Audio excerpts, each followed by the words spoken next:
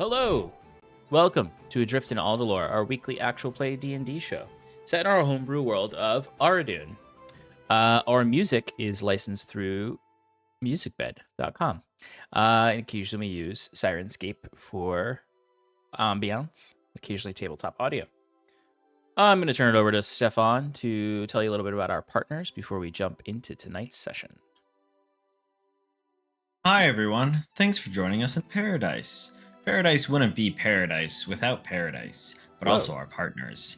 First up, we've got Underground Oracle Publishing. They are a TTRPG publisher that creating new worlds in the Cypher system and beyond. Their current focus is Foxfire, a science fiction TTRPG with a strong emphasis on high adventure and fun, full throttle action, where you play as anthropomorphic animals who left Earth behind long ago to take their place among the stars. For as little as $3 a month, but also you can sign up for free on their website to get some free stuff.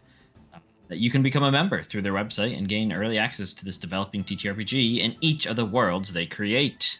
Next up, we've got Eddie Yorke. He's a character artist that did our character art that you saw at the loading screen and in the corner of all of our little frames. He is an illustrator based in the UK who makes art for games and books. To visit his portfolio and get in contact with him, visit eyork.com. And then we've got 1985 Games. They create affordable, accessible, high-quality accessories for Dungeons & Dragons and other tabletop role-playing games. Sean used their NPC cards, and we had a lot of fun with that. They have 2 packs of those, and Sean just blew through them, so we're waiting for pack 3. And hopefully it's all high-level characters that have full stat blocks so that, you know, because wizards don't give us high-level stat blocks. So 1985s, pick up the slack. You can use the code paradiceprod at checkout for 10% off your entire order. Yay! Woo. We've got recaps and VODs on Discord and our YouTube. They are not up to date, but that's okay. You can watch a bunch of them and then come to our Discord and ask us what happened. And I can share my notes with you that are very Jacquet-centric. Yeah. So you'll get like half of the story, and then there's parts where I'm like, I don't know, Bruce is doing something. It was lame, and I don't like him, so who cares? I appreciate the in-character notes occasionally in there. Yeah, yep. I take out some of the notes so Sean doesn't know what I'm planning when I send them to him. But I'll share it with you, dear listener. You can know all about my conniving plans to poison both the party and every NPC that we meet. Start fresh. Yeah, I don't know. I just thought that I'd do everyone a favor. Jacquet poisons himself at the end. That's the end of the master plan. Is that once everything is in ruin and dead, Jacquet goes, "My time has come." Oh, you're and the he joins bad guy. them. Yeah, I was the BBEGE the whole time. But join Paradice on Bluesky, Twitch, Twitter, YouTube, Discord, Instagram, and TikTok to see where Paradice happens. Take it away, Sean, quickly. Get it out of my hands as fast as possible. All right, we all thank know you. that Jacquet faked his own death, and he's actually alive somewhere, living a simple life. Yeah, on a farm somewhere, watching the sunset. Anyway, let's talk about what happened last session. So, our heroes are establishing themselves, or I should rather say, re-establishing themselves in Hyven as they've returned from the Great North. Part of this was several NPCs that they reignited their partnerships with, as well as introducing themselves to new folks.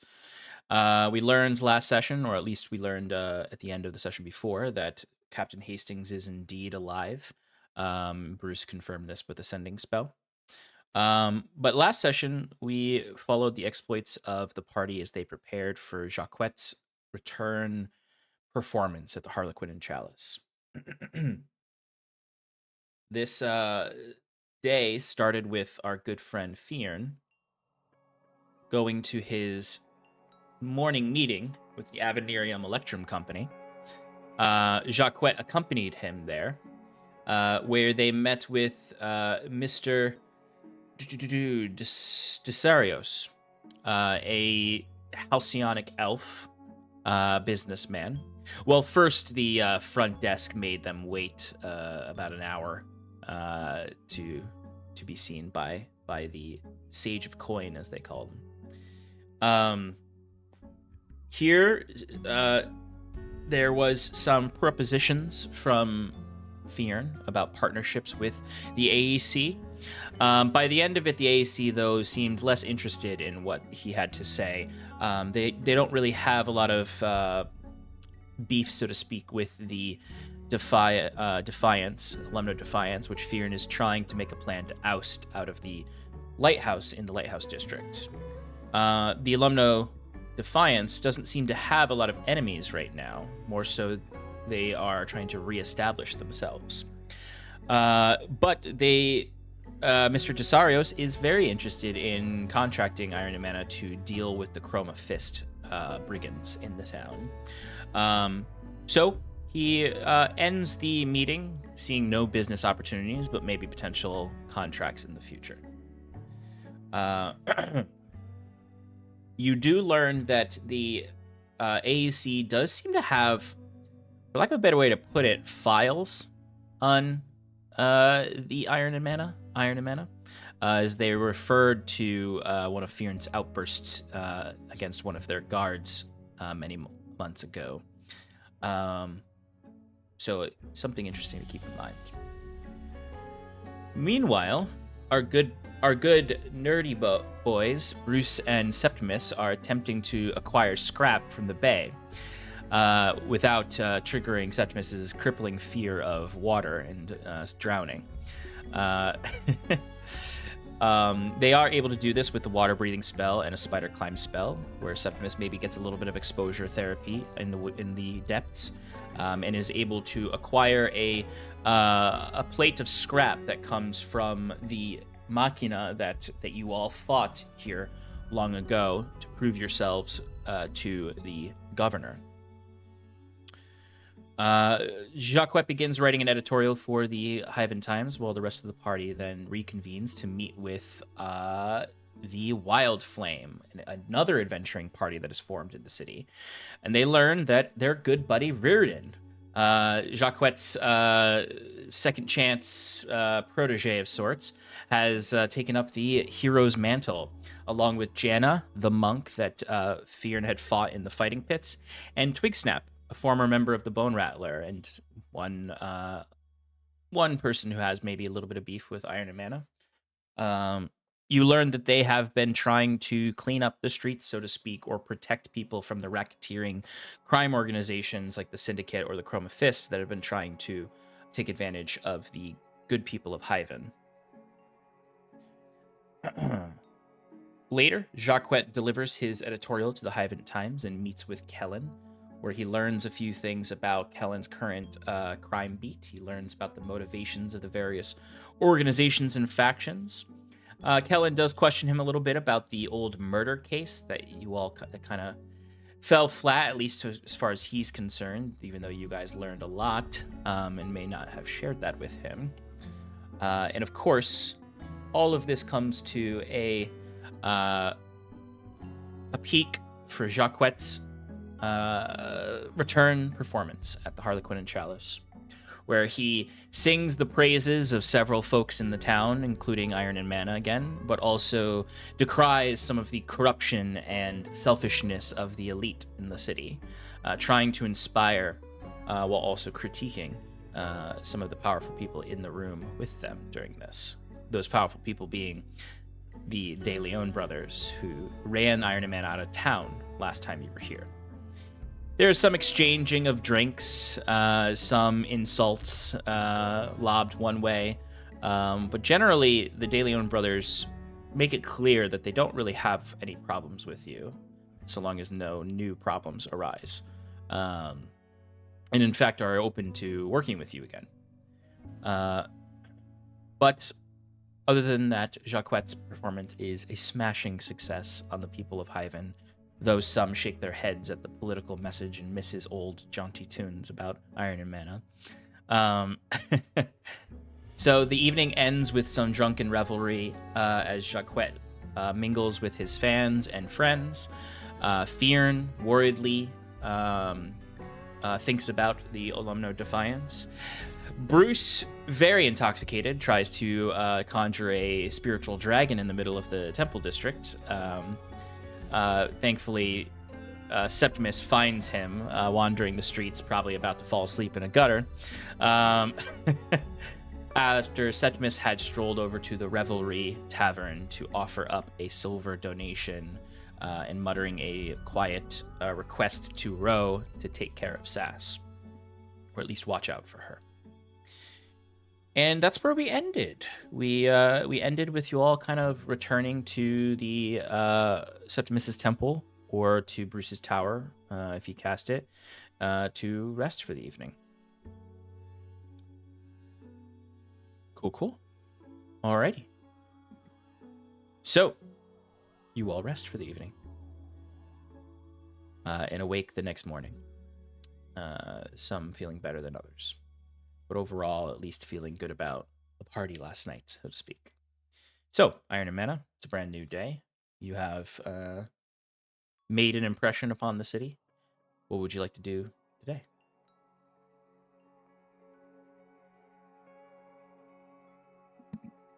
All right. So Jacquet, I think, is going to take a stroll to the Lighthouse District. His goals are twofold. First is he wants to scout out the entrance of the Lighthouse District and see if there's any good, like, tavern locations, especially right on the corner would be great. But if that doesn't exist, make it happen. If it doesn't exist, he'll look.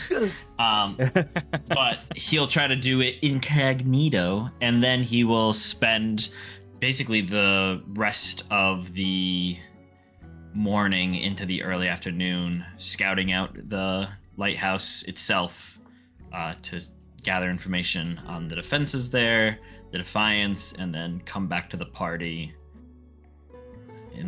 later in the day. Alrighty, excellent. So I think spending that larger portion of the morning scouting out taverns, you are able to find 3 locations that are suitable, I'll say, from your assessments of them. They are all abandoned, in various states of repair. There's one that is a small wooden tavern with a little hedge yard. This is probably the one that is the least aesthetically pleasing right now. A real fixer-upper, if you will, with a small stable, barely a hay floor inside. It's mostly dirt. It's called the Beggar's Pipe, or at least the sign that you see overgrown by the fence of the hedge yard once said the Beggar's Pipe. You find another one that is a single-story long house made of timber with a brick foundation. Has an actual stone floor. It has large rooms in the, like, if you're thinking about it, it's not a longhouse in the sense of like a Viking longhouse where it's all like this. It's more like a barn, honestly, when I say longhouse, with rooms in the back and then old broken down furniture in the front for where there would be like the kitchen area or dining area, with a small kitchen area and a small bar. This one at one point was called the Cursed Staff. This one's sign doesn't have a sign. It has like old faded paint on the side of the wooden walls. And the last one is a half timber, 2-story building with that stone foundation and a larger old stable. This one, you notice inside has some like pretty nice furniture that's just really damaged. That's whoever abandoned this left here. That if you got someone to fix it up are like actually like pretty nice. they just look a little chipped right now. Second floor has 6 bedrooms in it. This one also has a small kitchen area and a small bar. Generally, they're all fixer-uppers, but they all are in some state of disrepair. This one was at one time called the... what did I write here?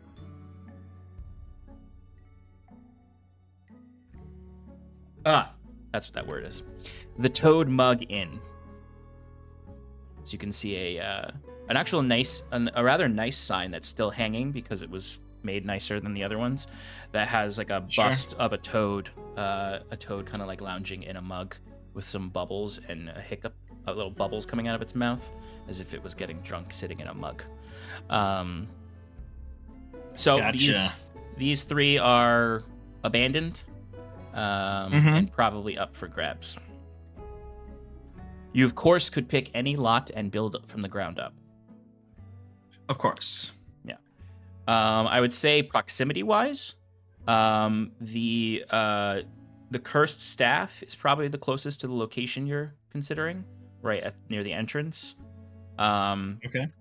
The Toad's Mug Inn is a little bit further in.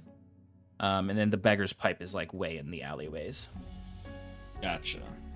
The Toad's Pipe is, or the Beggar's Pipe is the one that's like most off the main thoroughfare, if you were looking for that. Yeah. The other 2 are basically on the main strip. Okay. Cool.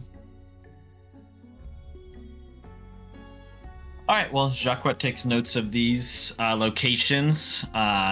Immediately decides which ones he's gonna get, but we'll get to that later.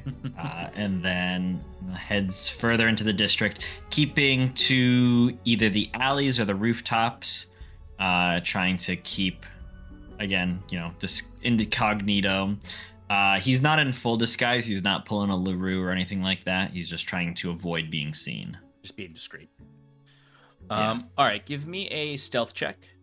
And then you can give me a perception check on your destination. Is it dim light or darkness? It would right now. You can just say no. It's okay. No, I just have to ask because I would get advantage. It's not. You were only getting that kind of like perma dim light while you're in the Gosu Han. Yeah. Totally fair. I'll still ask every time, but all right, that's a dirty 30. A dirty 30. 30. Well, you'd never guess, but Curon's in one of these buildings and spots you. Oh no! Gives you a lecture. But yes, no one sees you. You're discreet. And then a 16 for perceiving. 16. Okay. So generally speaking, as you're dipping in and out of the alleys and climbing where you need to, or going up on the rooftops, you can get a very quick glimpse into the business of the day. And you see much of what Fyrn had seen the day he went in there, although perhaps less people. He was there on a particularly busy day when he was investigating there. One could say that people heard that Iron and Mana were back in town, and they wanted to buy up a bunch of black market things for whatever reason. So you do see some sketchy people making deals. They tend to entirely stay close to the entrance and on the main strip. And maybe you don't notice it just by walking through the town, but they may have their own individual hideouts deeper in the alleyways and streets of the region. But the neutral zone, we'll call it, is sort of the first few blocks of the main strip, where they open up their little black market shops, compete with each other, and occasionally get into fights. It's almost like an oddly rules oriented beef, this territory, where it's we only fight when someone insults us or when something XYZ happens. Otherwise, we generally will just sort of look aggressively at each other from our respective spots. And every few weeks, somebody decides it's our turn to take the lighthouse. So when you get closer to the lighthouse, you can see with a 16, you'll definitely get a better look at the general shape of things. You see what Fyrn said, the makeshift wooden walls, barely palisades, I would say, that kind of like the front gates where they just built out of wood and not those palisade stakes, and you just have these thin wooden walls, something that Fyrn could probably knock down easily on his own, or with after a few swings, with scaffolding at the top for people to keep an eye out, as opposed to a full-fledged wall. And you do notice there are a few guards posted up there doing a few patrols, but not a lot. There's from here with a 16, you can see there seems to be 4 guards up there that kind of take their own little patrols, with one if of it them. Helps. Mhm. I have my spyglass, which lets me see things twice. Things far Yep. away are twice as close. Yeah, you'll definitely be able to see their equipment then better, and what their Mhm. outfit looks like. So they are all wearing, there seems to be a uniformity between them, in the sense that they're all wearing probably half plate. They have crossbows, and spears, and you notice that they each have a sword at their waist as well. They each have the red scarf of the Ulumno Defiance, but they look like guards. Well armed for a street gang. Yeah. But standard guards. You don't see loose, crazy magic items on them. At least that they have like evident on the exterior of their clothing. And it's hard to see anything over the walls because the lighthouse is the highest point in this district. So it's difficult to peek and see what's inside. But you could definitely see there is like a smokestack coming from probably a campfire in the middle of it. And you can see these 4 guards. And if you stay long enough, you might see some exchange of posts. And you may be able to see some in and out if you were to stay longer. Yeah, I mean, Jacquet's going to spend until the early afternoon. Okay. And he would have told the party before leaving that this is what he's doing. Yeah. So they would all know that he's out here and plans to return early afternoon. So he would stay, observe, try to see what he can, gather, maybe do like a lap around the perimeter, keeping his distance to see if there's like a specific weak area, or like a place to sneak in potentially. Yeah, so totally with before I'll go into some of those details when you are entering into like the late morning, early afternoon is when you start to notice some more of this stuff. But before we do that, I do want to check in with everyone else to see what their characters are doing in the morning and early afternoon, as Jacquet is spying. I mentioned Bruce. Very simple. Bruce is prepping everything for today. He's prepping spells, some infusions, as well as his traps and bombs and such. For your knowledge, Sean, I will be making 3 satchels that are dedicated to not necessarily deal as much damage, even though they would in a certain situation, but more so to take down a building. Some demolition. Correct. Bruce charges. has that knowledge. I'm just going to say that. Bruce grew up at a construction company. I think that Bruce absolutely has the knowledge of how to make the appropriate artificing demolition material. Too small to wield a sledgehammer, big-brained enough to know how to take down a building. Exactly. Right. And that's kind of it. Okay, so you'll spend the morning working on that. Fyrn and Septimus. I think after Fyrn's like early morning, training ritual, he'd actually come back inside and find Septimus. What would you be up to? You're muted. You're muted. This is what you do to me, Sean. Look what you do. Sorry, I gotta protect the audience from your burps. Septimus would be at the altar, working on his plan to try to change the nature of the staff, or the crook, rather. Oh, So you'd see Septimus working in the back room. There's the altar set up. The crook is lying on the altar. To one side of it is the power core of one of the spiders that we fought many times ago. And then a big hulking slab with etched runes on it, similar to that of Sal's, on the opposite side of it. And he's lighting candles, setting up things, getting essential oils and stuff. Fyrn just walks up to you, just scratches his head and says, "What's all this for?" The magical item that we acquired from the north here is quite powerful, but it bothers me that it is tied so closely to another deity. I'm hoping, through the power of my faith and that of Machina, and these material ties to it, that I'd be able to circumvent the nature of this item and have it become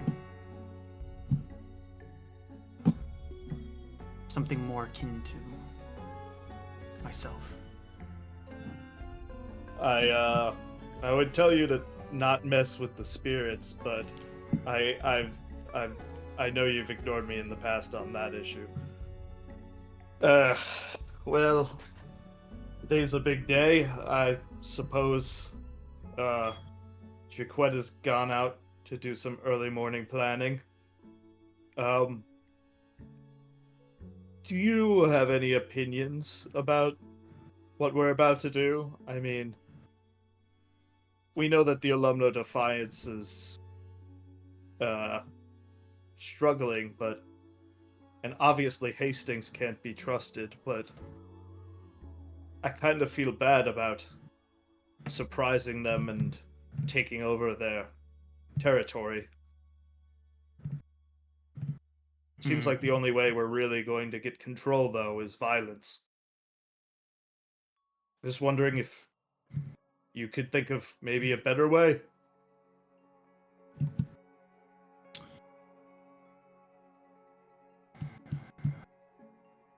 I don't have any immediate ties to the Ulumno Defiance that I can think of that would convince them to so willingly, I guess, fight alongside of us.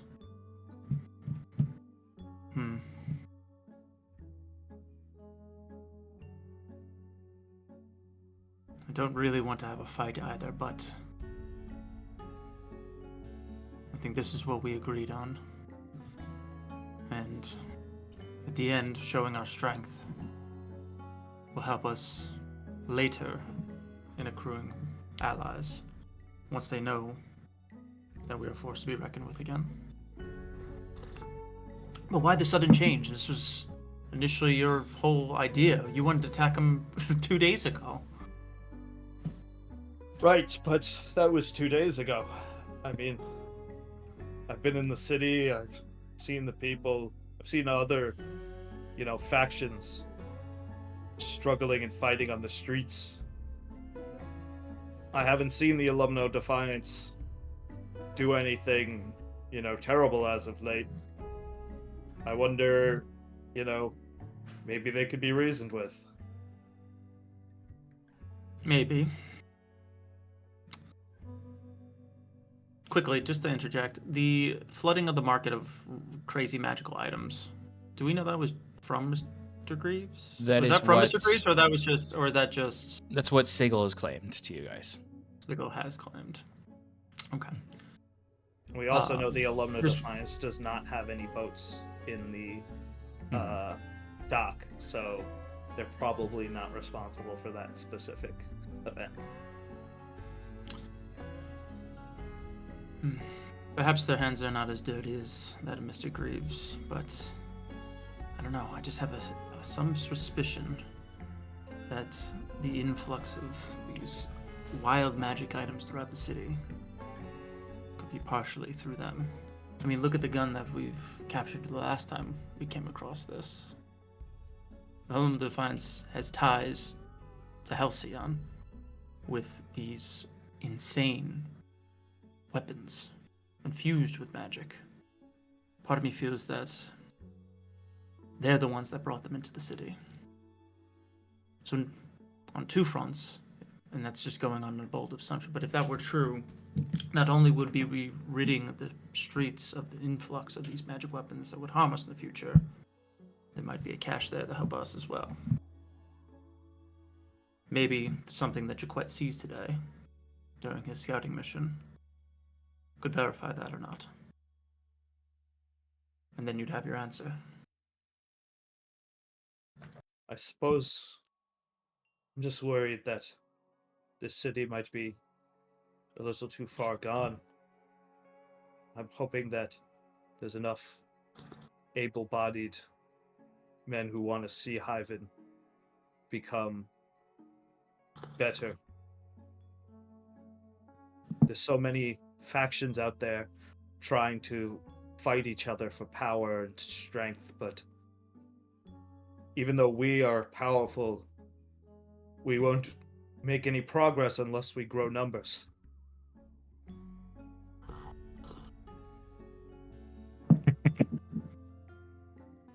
Perhaps I will speak to Balfour today. Maybe he can help us recruit. Septimus just nods his head. Yes. And I'll think as well for now. All right. Back in the Lighthouse District, Jaquette, as you start to circle the lighthouse itself, you would notice, since you're spending a lot of time on this, there would be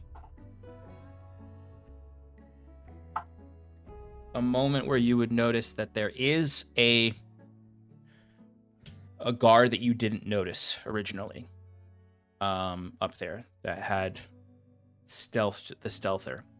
But because you're casing the joint for so long, you actually see a change in post for this guard. That's the only reason why you notice this, because you're watching closely with your spyglass. There seems to be someone who conceals themselves within one of the ruined upper levels of the lighthouse. So the lighthouse itself it doesn't have like multiple floors that are intact, but it has the remnants of floors intact. So if the lighthouse has, as I've described before, it has kind of like one side of the walls is higher that maintained its form, and you can see kind of the ruins of like a second level where there is a little outpost that an additional guard hides in and keeps an eye out.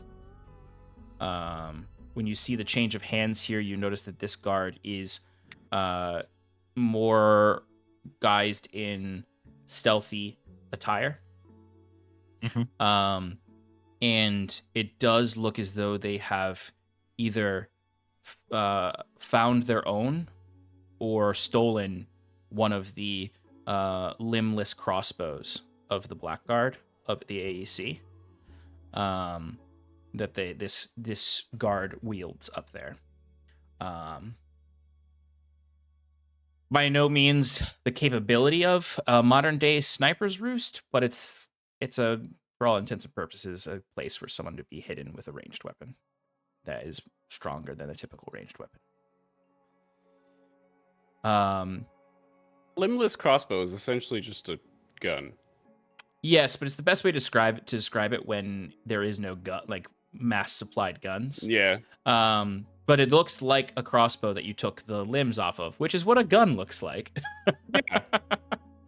But that's how I like to describe. I'd argue that a gun has a barrel. I like the description of that. Well, that's the reason I say that is because there's no barrel on these guns. It's just wood that has like splinters in it with magical residue in it, because you're not really using it as a gun, you're using it as a spell focus.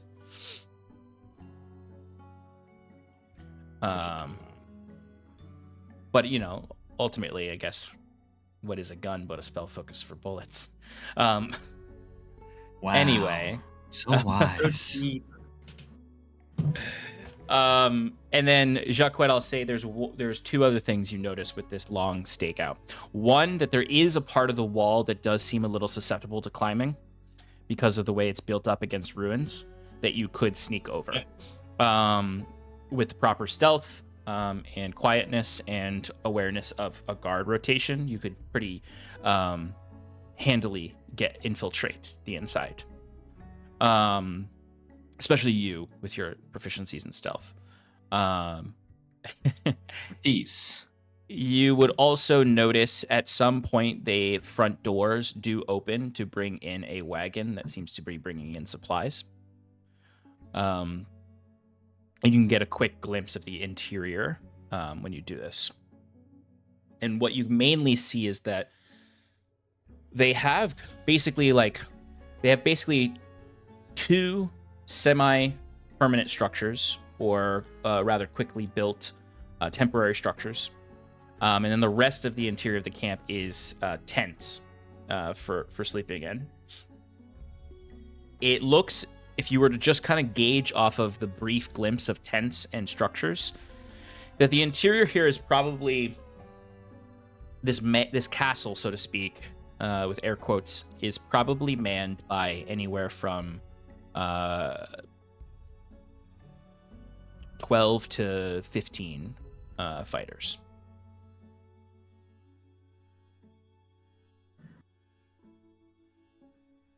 Okay.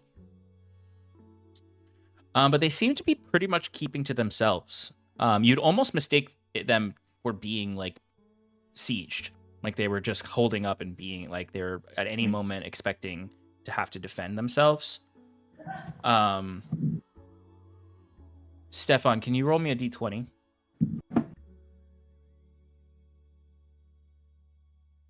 What if I said no? Like, what would you do? 3. But takes a crossbow to the chest. Limbless crossbow to the chest. A limbless crossbow to the chest, yes. You said a 3? I guess crossbolt. Yeah. Excuse me. Jacques, Like it just throws it at him. you notice some chroma fist goons Lagoon. gathering outside of about 100 feet away from the lighthouse.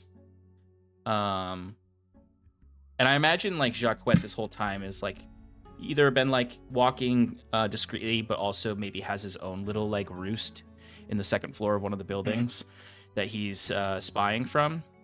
And you just kind of like casually move your spyglass over and notice that there's very clearly a chroma fist group eyeing the keep, probably with intentions of attacking.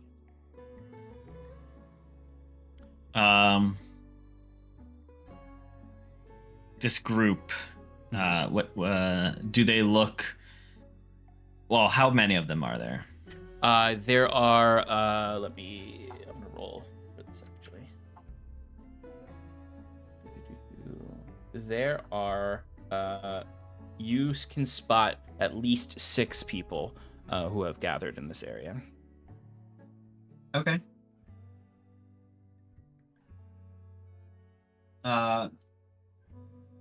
Jacques is going to get into a position, preferably above and behind them. Mm-hmm. And then he is going to use his horn of silent alarm, targeting any of the Ulumno Defiance members, basically to attract their attention towards him, but specifically the Chroma Fist. Interesting. I like this. What's the range on the horn?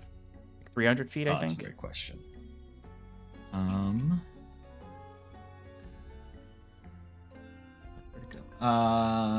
600 feet. Okay, so you can perfectly get into a spot to do this. Yeah, you can definitely do this, and you blow the horn, and interestingly enough, like there's no reaction from anyone but the guards. And I imagine you're in your little hidey spot and you're blowing the horn and have like the spyglass up on one eye to watch. And you do see the guards do immediately look in your direction. Of course they do. They hear a horn blow, and you immediately can see them like talking to each other. They have not like blown their own horn or anything because they've, as you've planned, spotted these chroma fist. So you very subtly see them speaking to each other quickly. You see someone running down, climbing a ladder down to the main courtyard, and then you can see someone like just like hold up a hand and then like point in the direction of the chroma fist, and then you just see this like the first light of fire and then several streams of fire as the hidden spell guard, we'll call him, fires off a scorching ray at these chroma fists. As you can just see all the little beams of fire off of the limbless crossbow, and just and you can see clearly they fired off a warning shot. Because it hits the ground in front of the chroma fist, but the last one hits the closest one right in the chest, and you can just hear them yelp in pain as they start to, rub at their chest to put any little scorching fires out as their armor starts to burn away, revealing their chest. And this scatter shot of scorching rays does seem to disperse this group of chroma fists who run and dart into the alleyways, having been spotted plotting against the Ulumno Defiance, preventing a what was most likely to be a reckless attack on the lighthouse.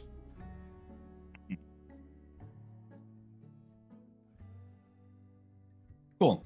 So Jacquet will continue to observe until early afternoon. I'm not expecting to see anything else, but just stays there for a little longer, and then we'll head back towards the party at the temple, trying to maintain that discretion. Yeah, we can absolutely keep that dirty 30 to successfully leave this space. And you can return to the temple, where you can find Bruce making his demolition satchels. Fyrn watching Septimus curiously, and everyone thinking a lot, as Septimus is toying with his staff as well.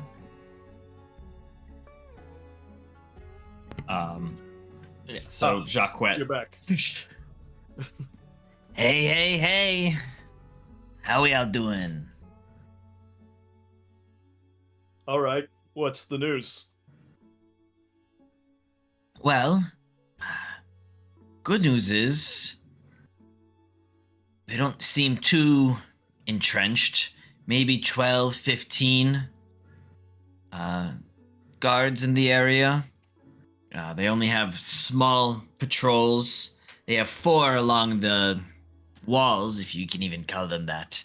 But they keep one hidden up in the ruins of the lighthouse. He has one of those Avenirian Electrum Company, I don't know, magic sticks?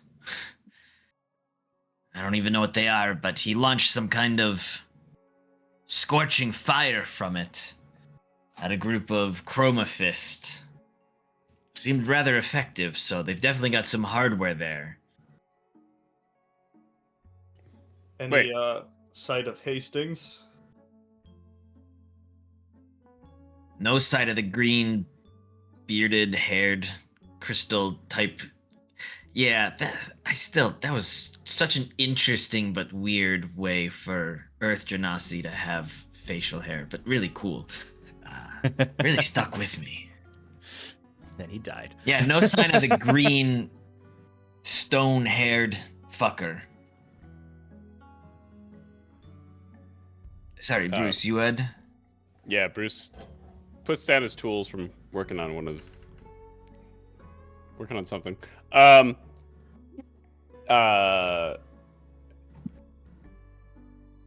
right. So in that case, given the situation, there's actually not that many people here. That's what it sounds like, Jack Wet. But Honestly, our best bet is probably to go infiltrate where they have their armaments first, and then go from there. I mean, honestly, it doesn't even seem like this is much of a garrison. It's just king of the hill and the lighthouse. Whoever holds it for a while. Someone else comes and takes it, it seems. It's almost like it's meant to be taken. It's something wrong here. That doesn't make any sense. Why? Well, I'm extrapolating a bit. It's not meant to be taken. They still want to defend it. It's a status symbol. Yeah, but with 12 people, that's it? No, 15. Yeah. It's a fairly defensible position. There's only ruins from the city close to one area, which could be a good infiltration point for yours truly. Meanwhile, those wooden walls, Fyrn could knock them down with, honestly, I think one good hit. All right. Let alone your devices. Tell me, Bruce, if you were to, fight these guys head on, how many do you think you could take? Oh, it's not about me taking them on. It's about getting them to either take on something else or putting them in a situation where they fall to their own demise. I wouldn't personally take out anybody.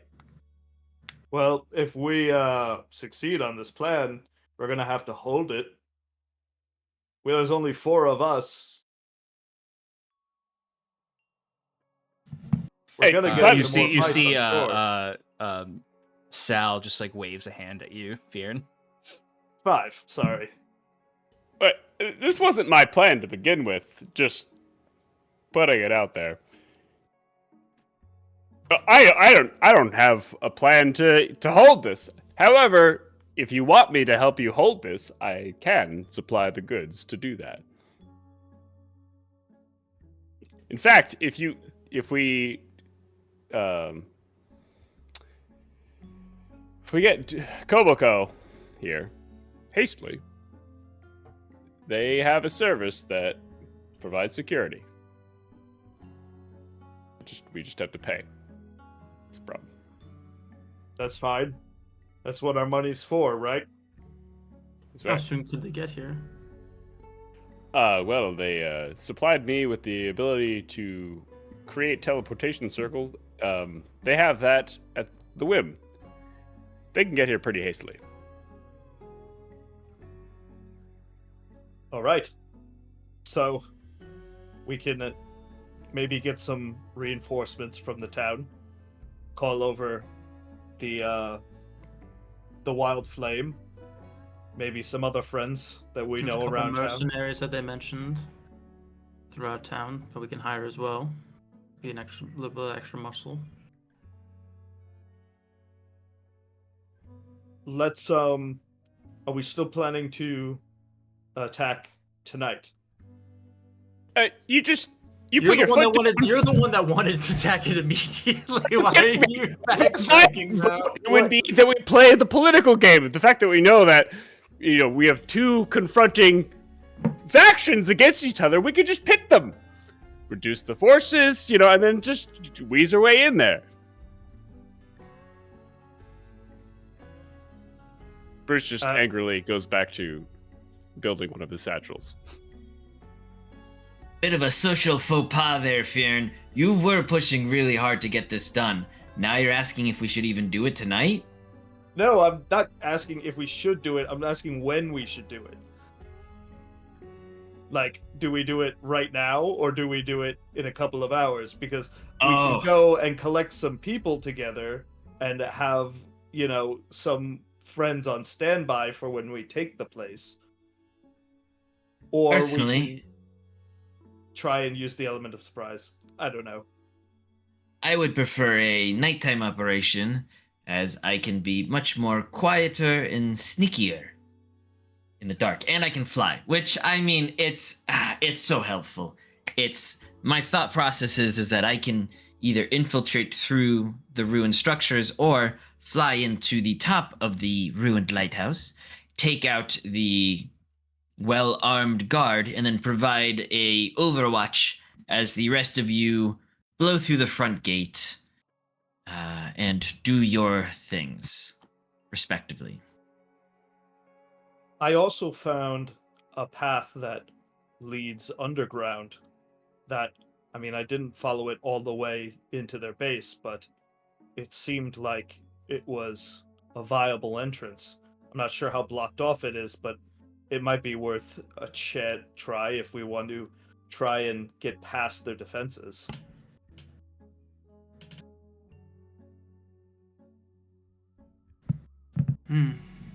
Well, where's that map? Bruce, you had that map of the tunnels. I gave it to Fyrn. Yeah, I pull it out, and you can see that, like, I've made edits of, like, all the places that, no longer exist, or, like, new tunnels that have been drilled through that people have used for, like, smuggling and stuff like that. You can see that it's pretty extensive. I took a few hours and, added some details. Jaquette, you've seen the lay of the land above ground. Are you able to kind of discern where these points come out?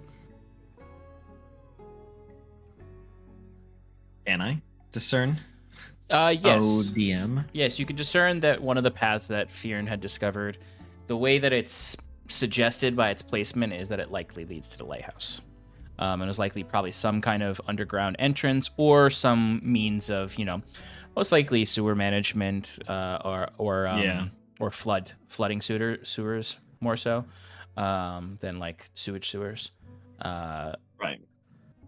Sean, off the top of Bruce's head, does he know how the distance between the sewer and the landing above? Based on the map? Sure. Yeah, base map. Yeah, like the like, ground level, where the houses are and everything. Yeah. Yeah, That's the like base how map. deep? Yeah. How deep it is? Deep. Yes, that's the question I'm trying. Okay. Yeah. You can see that this is most likely. I mean, the Lighthouse District is almost designed perfectly for drainage because of its height and steepness and whatnot. So these are rather simple tunnels. So they're not that deep underground. Yeah, but we were in them previously. You mean those tunnels? Those tunnels are different from these ones.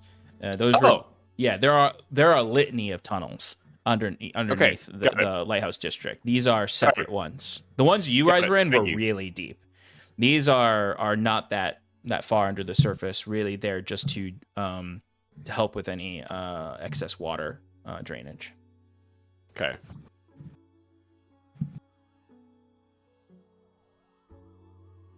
I'm not a medieval city planner. Yeah, no, I was looking to the answer I am looking for or not looking for is whether or not the distance between the sewer and what's above is less than or greater than 30 feet. I mean, I would say that the tunnels themselves are probably around that distance deep. So if you were in them and you were using your tremor sense, you could superficially see like just into the surface above. Got it. Thank you. That's helpful information. So you can see some footprints, foot traffic, but not how tall they are. Damn it, that's actually important.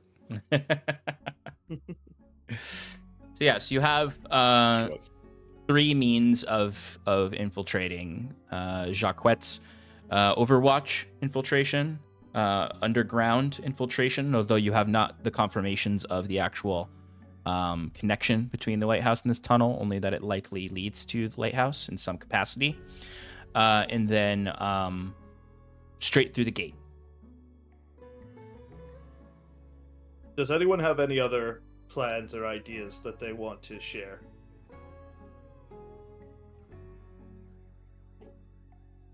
No? I don't think so. Okay. Well then, I suppose we wait for night. If you want, we can, like you said, get some folks to help us. I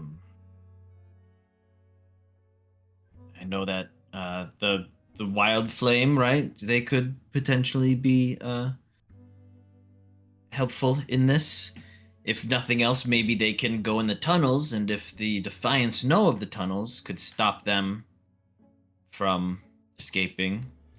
Of course, we could also just go up there and ask, like, hey, do you guys mind leaving the lighthouse? But If we wish to try and negotiate, I believe that Bruce can reach out to Hastings. That would be the fastest. That would be probably the best way to speak with them directly to their leader. If we want to get the others involved, I'm as much as I'd like them to help us get things involved at the fortress, I also feel like we're doing this quickly because we do want to show the strength of our party, and I think that us being on the front lines is an important part of that.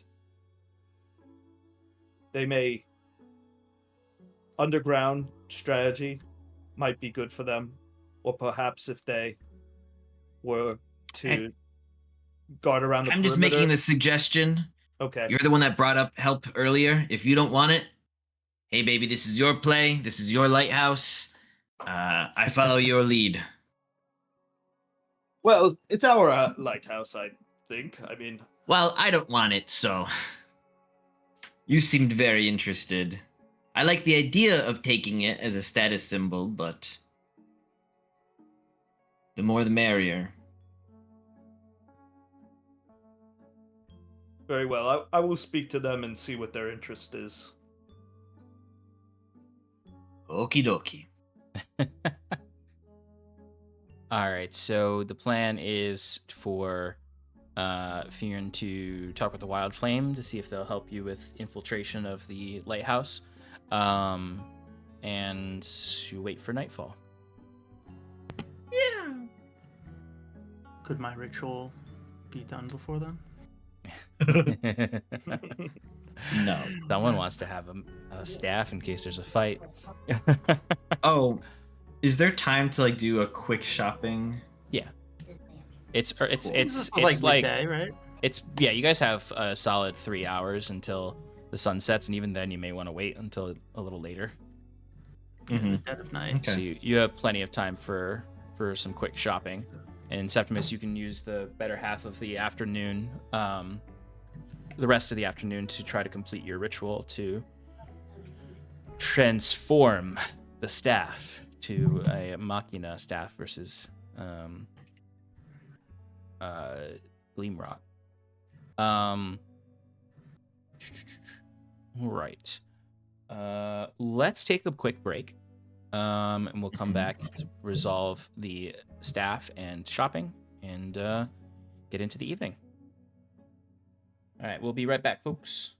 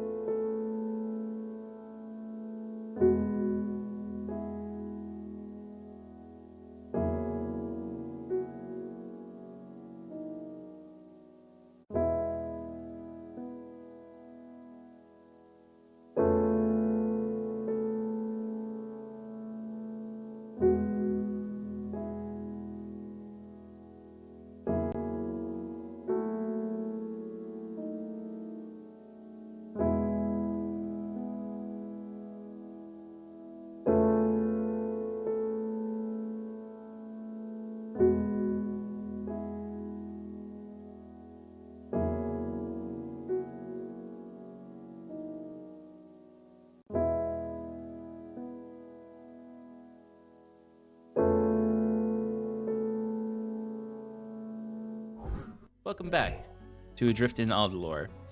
Our heroes are figuring out how they want to approach securing a lovely lighthouse keep for our good friend Fyrn here and make their stance known here in Hyven. So, in the hours leading up to the attack, Fyrn is procuring potential allies in speaking with Balfour in the Wild Flame.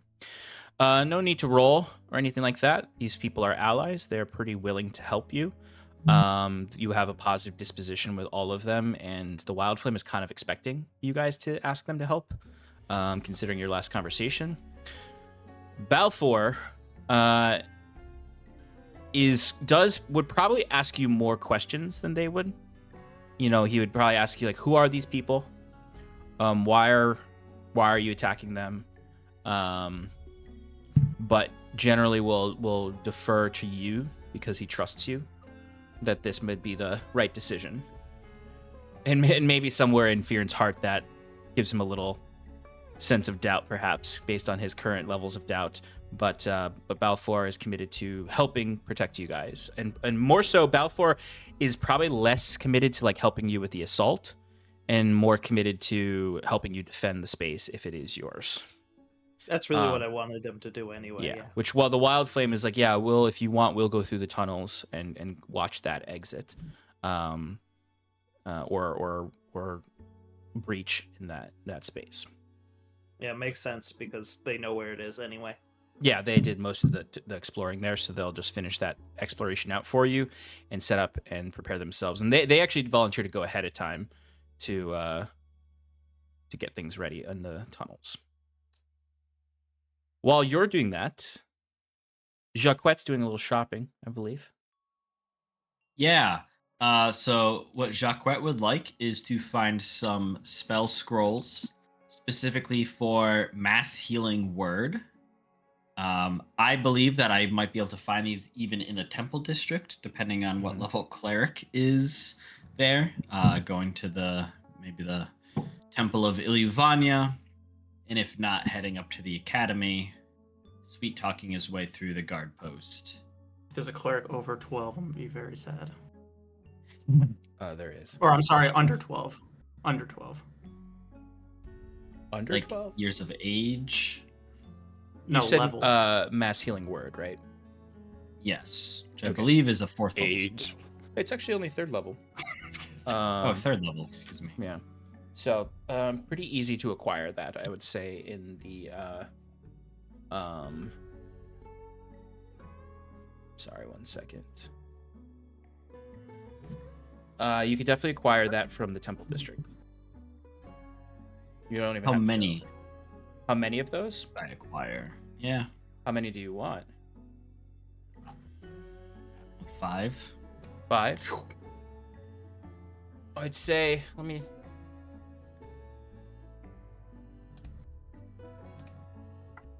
at the I'd say if you go to multiple temples, you can get 5. Oh. Cool. I'd say between the Elysian Temple, the Iluvani Temple, the Everflame Temple, you're able to, between the two of them, acquire these for your donation to the church. These are, it's 3rd level, so it's an uncommon spell scroll, which would cost you... By my math, they're 300 each. Yes. So 5 of them, so 1,500. Yep. Cool. No problem. You can definitely acquire these. Yep. there's you go and like there's like an Elysian elf. It's like, and what on earth are you using these scrolls for, young Tabaxi? I'm not young. Wow. And you look at the then you look at like the ageless elf in front of you that's probably hundreds of years old. Oh, just trying to keep my party alive. We have a cleric of our own, but I don't want to saddle him with always having to be the only one. And especially since at this high of a level, he can actually output more damage than me, a multi-classing fool. I think it's best we let him use his high-level spells while I play the weary role of support. And they respond with some philosophical babble about it's okay to sell healing scrolls because people can't hurt each other with them. I could give people a lot of paper cuts if I tried hard enough. The Elysian laughs, Get that back. and the Elysian laughs at that joke. If you say anything like that in the Everflame Church, they look at you funnily. Less humorous over there. But yes, you were able to acquire 5 mass healing word scrolls, and 1,500 silver pieces. Bruce, anything you're doing in these couple hours? Just kind of the same. Just kind Maintenance. of, just kind of prepping stuff. I might be just like. Do you remember that? Bruce might like just finalize his. It's not magical yet. But his like little his little pipe with some little bit of chain wrapped around it, and then a little bird cage, kind of like a morning, like a, what do they call that? Morningstar. Morningstar? No. Morningstar is attached to a rod, but like a flail, a flail Oh, Morningstar. Flail. Yeah. I mentioned a flail Morningstar, but the head of the Morningstar is also a bird cage. So the bird cage has spikes on it. I won't imagine that. Too bad. I am now putting that image in your mind. If you are listening. What is the difference between a flail and a Morningstar? Morningstar has points at the head. It's like a spike ball. But it's still on one single stick. And then the flail is like a droopy version. Oh, you're right. The Morningstar is more like a scepter. Yeah, So it's a flail with a bird cage, but it's got the head of a Morningstar. Spiky. Yeah. The spiky. Yeah. Yeah, you got it. It's So if you took the Witch King's flail and hollowed it out for a bird, you got it. Yeah. But totally. yeah, You could tinker away at that. Yeah. So it's Bruce's. It's not a real weapon yet, but it will be one day. No. But it's almost there. One day. Right now, it's just a spiky birdcage. It's a spiky birdcage where he can hold Lollyrock. Yep. Okay. While you're tinkering at that, Septimus, you're working on your staff. So I'll say what you've done in this preparation time is you've begun to incorporate some ritual materials you've used in some of your spell casting previously, but you're also incorporating the metal that you found, the alloy that you found in the deeps. You've cleaned it off, you've observed and recorded some of the etchings onto it, though you don't have full complete knowledge of these etchings' purpose and meaning. You spent enough time with it, and you've spent enough time in the past observing these things. You're starting to notice patterns. You don't quite 100% know the discerning like purpose or of each pattern, but you can kind of understand start to understand sort of a language, a code, if you will, that is etched into this armor or this plating. And that mingled with the power source from the spider that you currently have like kind of hooked up and generating its own power, you would notice that this core that you found has those same etchings on it, and is when poked and prodded has similar properties to the core that you repaired inside Sal some months ago. That glass sphere with etchings on it with different silver webbings that goes over it to help conduct the magic within it, which you don't remember if you and Bruce investigated this to find out what it actually is. Septimus, you wouldn't have any like educational knowledge of what this orb is called formally. Bruce, you might from your work with Koboko. But for now, Septimus, you have a you can give me a what would I ask you to give me? Arcana. But Septimus, for you, you don't need to know what it's called because it is the heart of a machina. That's right. It is a spiritual item. It is something that is divine, not something that needs to be researched in a classroom. 21 versus 26, if that will help me. It will. This is something called a Zaxwell sphere. It is the main tool that can generate enough energy to power an autonomous machina, so that it doesn't need to be powered by something else. Septimus calls it an anima. Yes. Zaxwell spheres are basically like really tiny, for lack of a better way to put it, truthfully, nuclear reactors. They have a tremendous output in that, like, if you were to like improperly damage one in a fight with a machina, it could explode. They're basically a tiny micro version of lay sanctums. Got it. They sort of formulate a It's like a lithium-ion battery. Yeah, they kind of form a fission reaction by taking plasma fire from the elemental plane of fire. No, as Stefan would say in his campaign, magic. Magic. But anyway, you know that this is I mean, I guess realistically, at the end of the day, you know that you could scrap this and sell it for pretty significant amount of money if you wanted to. That's his plan for Sal. Just take his heart out and sell it. Just sell Machina hearts. There's a huge market in Halcyon for Machina hearts. I believe that. Huge market.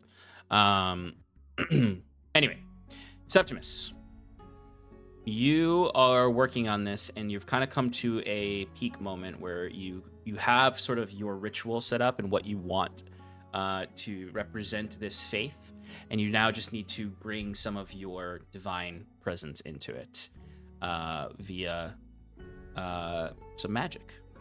So, What would you like to do to kind of catalyst this ritual you've created?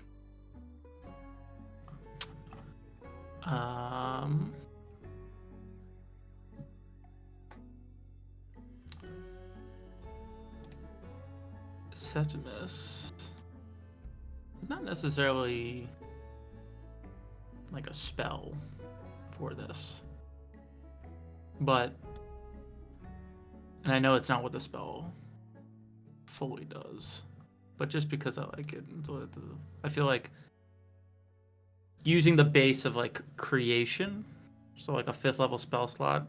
I guess the base thing to say is I'll put enough magic to do a 5th level spell slot into infusing and having it be the catalyst for this ritual that I'm trying to perform. Yeah, absolutely. So, I would allow this to be a sort of a play on the creation spell. It's not really creation at all, but no, but I like the idea of it. Just like you said. So you are drawing forth this divine magic, this divine presence within you. Yes. I guess the better thing to compare it to would be fabricate, really, because in my mind I'm trying to take the core and the metal part and infuse it into, or have it become part of, and fabricate something new, even though it's also not what fabricate really does. in my mind, I'm trying to put magic into these two pieces that are both have ties to Machina, Mm-hmm. and have it be infused into this object. I am okay with whichever spell you in your mind think is the most aesthetically proper for this, because I'm going to allow you to do it with the spell slot that you're going to utilize. Essentially, you've gathered the materials, you've gathered the ritual, you now are channeling the magic, divine magic within you into this, where you are starting to fuse these items.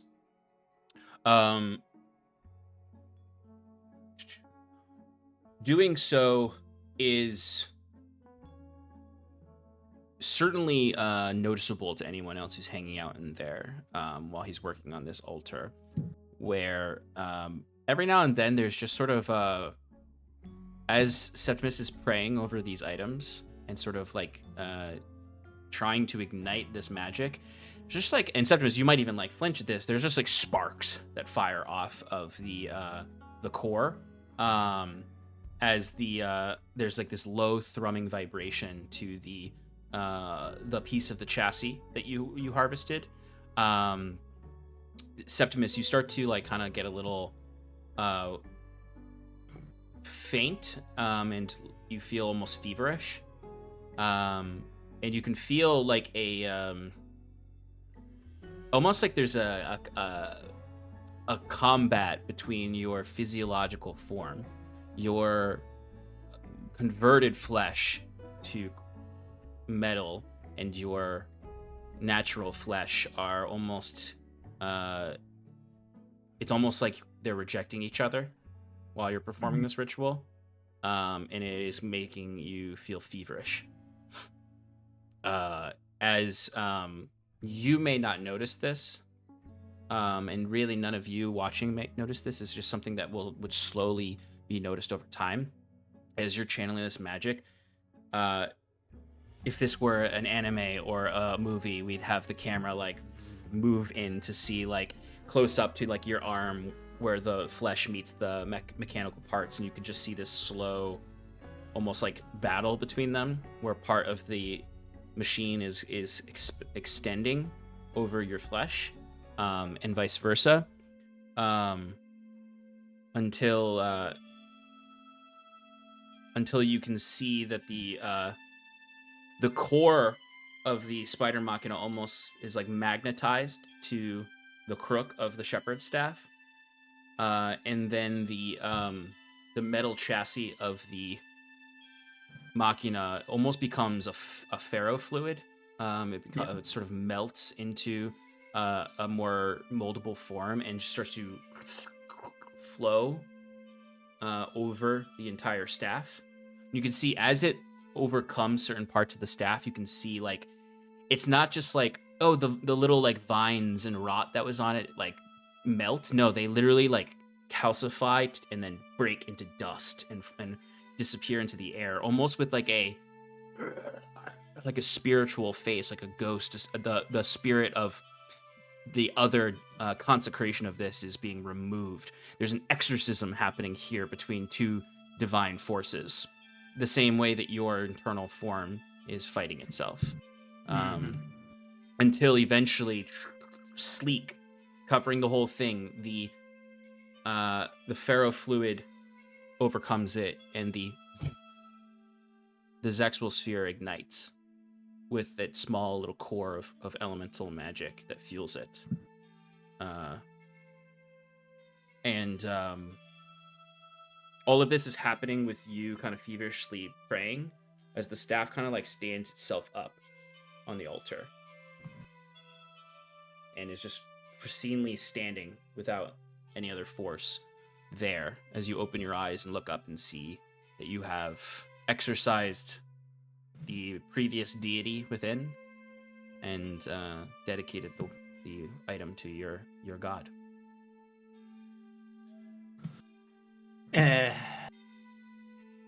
Septimus start kind of like smirking, kind of like chuckling. He'll be like, yeah, I knew it could work. As he'll slowly reach out with his hand to grasp it. As you grasp it, you find that despite everything about Machina being this like rigid iron machines, this thing seems to have this ferrofluid nature to it, and as you reach up, it extends and drifts over your arm and up about almost to your shoulder, beginning and strengthening the iron in your own body, causing you to progress, one would say, in the pathway towards your consecration by Machina. Mm-hmm. It's not the same as your other arm that is purely machine. Mhm. This is more like a machine coating on your arm that will slowly convert it over time, as long as you continue to consecrate your body. Mm-hmm. But anytime that you, and this might be something you hypothesize as this is happening, this conflict between your body and the machine parts might represent any inert conflict within you about your faith. So the more faithful you are, the less your body will reject the metal replacements. Of course. And I imagine as I'm holding this thing, there's kind of like a what is it? A symmetry with attunement to the thrumming between the sphere that's in the crook and that what's in my own kind of like body. Mm-hmm. As kind of like it's like different frequencies, but then like suddenly like as I hold it, it all like becomes one. Harmonious. Yes. Thank you. Couldn't think of it. Oop. And it's interesting because it's like very unceremonious though. Like there's, of course you had this whole ritual, but like I imagine like Bruce is just over at another workbench in there working on his own thing and like looks over as the staff floats into the air and shoots sparks off. Similarly, I imagine Fyrn's just like eating lunch or having a mid-afternoon snack when this is happening. Your disciples aren't even in here to witness it right now. But it is done. You have converted this magic item into a more divinely ordained item within your order. Bruce, feast your eyes upon this. Behold the glory of Machina. As he holds it up high and has just like the shimmer like brighten up. Oh, that's really cool. The glory of Machina. Can I take a look at your work? Do I detect an ounce of trouble in your voice? No. I'm curious how you did it. You know, this is really cool. Holding it for a second and kind of just feeling the power surge through him a little bit. Just kind of was like, okay. Then I like snap it back and was like, see for yourself. All right. Yeah. Thank you. I'm just gonna check it out. Is there anything odd that I like that would be odd to Bruce? I mean, like this is not Bruce's. The way he enchanted this is not Bruce's realm. Yeah. But there probably is a little bit of crossover for him to understand. Yeah. Is there? Yeah. So you can give me an Arcana check or a Religion check. Oh, definitely Arcana. 19. Okay. Can I add a little guidance to that? Just a little. Sure. Just a little guidance. Sure. Roll yourself a little guidance. You just want to get that. I just want 20. 20. Yeah. I just want the 20. I get it. Yeah. All right. 23. 23. Okay. So this is not like any kind of enchantments that you do. This is purely divine in nature. It is not a magical enchantment that is done typically in a artificing shop, or through any of the more like contemporary means of enchantment. This is pure petitioning for power to an otherworldly entity. There's nothing that like he didn't. This was a hostile takeover of a magic item, of divine magic item. And like you don't even necessarily even need to like, your investigation doesn't even necessarily give you those details. It more so confirms those details because you just, from the demeanor of Septimus and what you saw this staff was before, know that this was just a like desecration of an item and then consecration of it upon extinguishing the flame of the previous god. I will say you Got it. probably you might actually see like a little maddening look in Septimus's eyes as he's just like staring at it, like with a very Hinged. Yes, thank you. My brain is not wording right now. It's okay. Unhinged Yeah. smile. And if you take a little too long with it, he won't like go for it, but like he'll just like reach a hand out, being like, "Okay, your time at looking at it is done."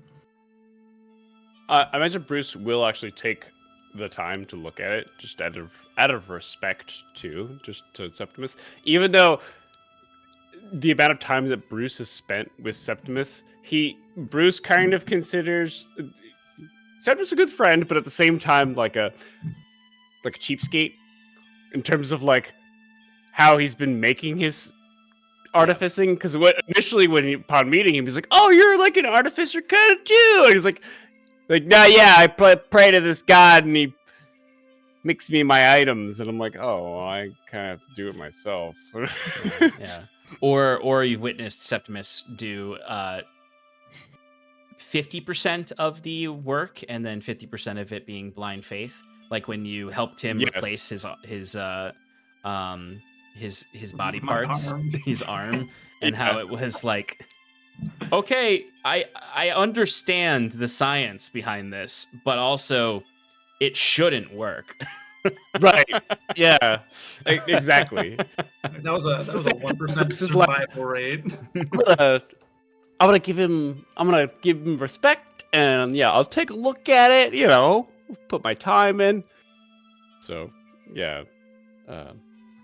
While this is all happening, Fyrn just like peers over and is like, "What's that gross stuff on your arm?" Gross. Gross, this is the blessing that I have received for such a transformation upon me. It is the material of the machina we faced long ago, melted down to a vicarious fluid. How'd you do that? I don't see any equipment here to do that. I called out for a request, and this is the answer. Ah.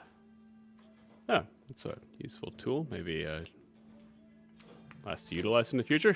Anyway, here you go. Was that your question? Did you mouth something? I'm not here, I'm buying spell scrolls, but if I was there, I might have said bullshit.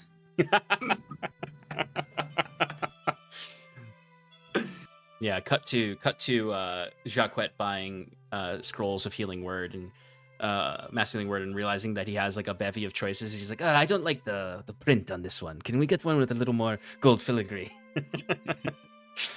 I'm sorry, this is worth 300 silver pieces? You're telling me this? With that calligraphy? Okay, sure. I thought the Everflame had higher standards. But yeah, Septimus, you do feel like the same sort of rush you have felt with any other kind of divine revelations through this work that you've been doing. But yes, Bruce, it is not suspicious, but concerning would be the word. I actually, I don't think Bruce is really that focused on I imagine Bruce is at least not right now focused Sure. on. Septimus. I imagine Bruce is, or at least his Septimus and his reaction to it. I imagine Bruce is. Fyrn could be, but I imagine Bruce is very level-headed. Like, okay, we've got an objective. Like, Bruce is very kind of monotone right now in terms of reaction and his perception of everything. Right. Love it. Fyrn has given up on trying to save Septimus. He understands that whatever terrible thing that he's got himself involved in, he doesn't want to be fixed. So Fyrn is just trying to not freak out about it. Like you could he was like eating a snack and now he just like puts it down and like like puts it away instead, like leaves it unfinished and then just like starts like working on something, like reading a book or something and not paying attention to what's happening because it's creeping him out.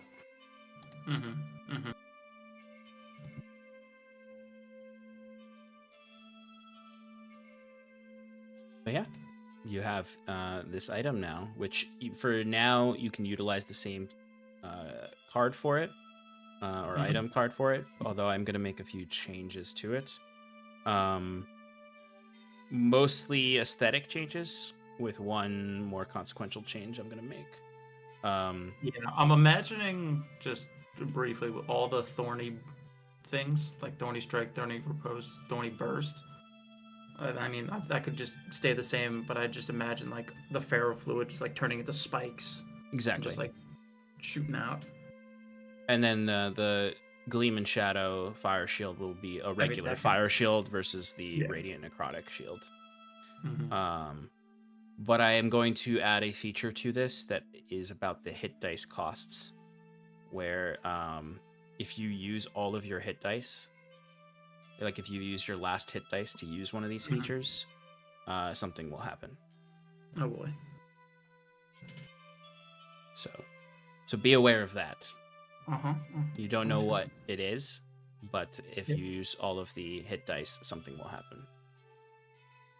Okay. And when you use the hit Wait, dice, how much hit dice does it have? it's whatever supply of hit dice you have. Oh, okay. Yeah. So 12. Yeah, which is whatever your level is. Gotcha.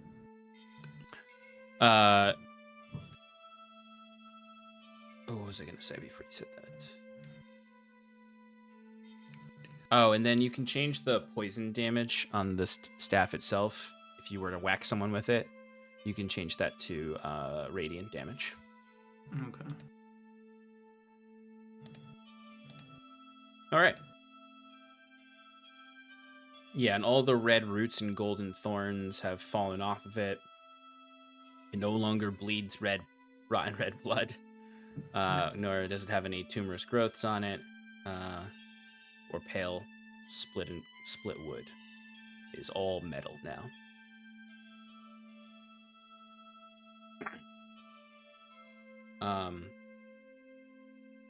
The use of hit dice on this feels like the way you feel right now, in the sense of your flesh fighting with the metal. Almost as if the hit dice are a cost on your humanity, we'll say.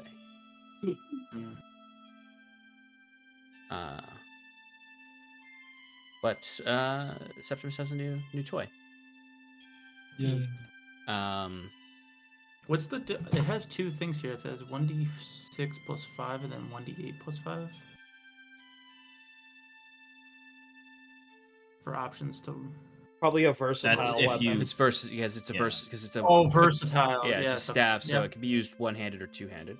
Got it. That's what it is. Thank you. No problem.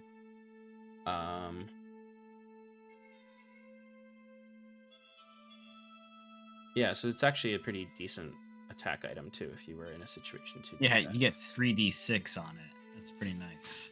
Oh well, yeah. I needed something to like actually attack with. Oh yeah, because you also have your.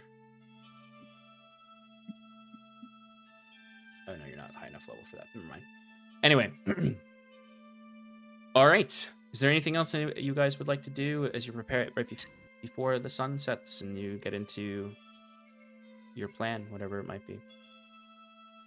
No. Okay. I think, I mean, this is Sunsets. small, but yeah, Fyrn would definitely go like an hour before the time that we plan to meet up in the Lighthouse district, and just like basically camp out somewhere like nearby but not close, and just in case some unforeseen gang war starts up, he wants to be there to see what happens. I would say he's not getting in the territory of the Lighthouse district. He's probably like a block or two away. Okay. No problem. Thankfully, Jacquette thwarted a attack plan from the Chroma Fist earlier, so it is relatively quiet leading up to your meetup and prep. So I would say you all meet up with Fyrn a couple blocks from the lighthouse and can approach.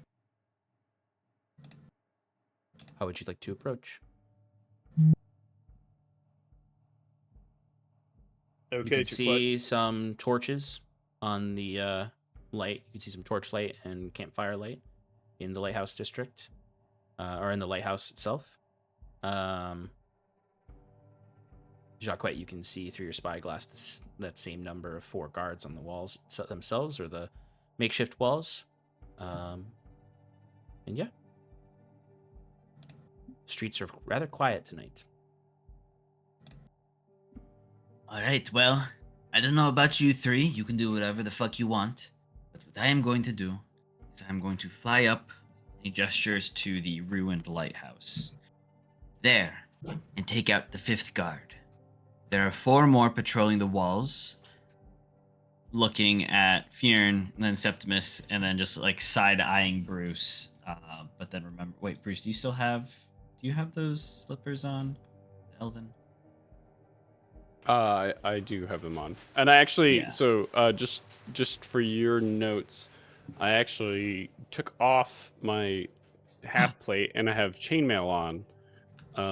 So I have advantage on stealth now instead of Ooh, just a neutral roll nice.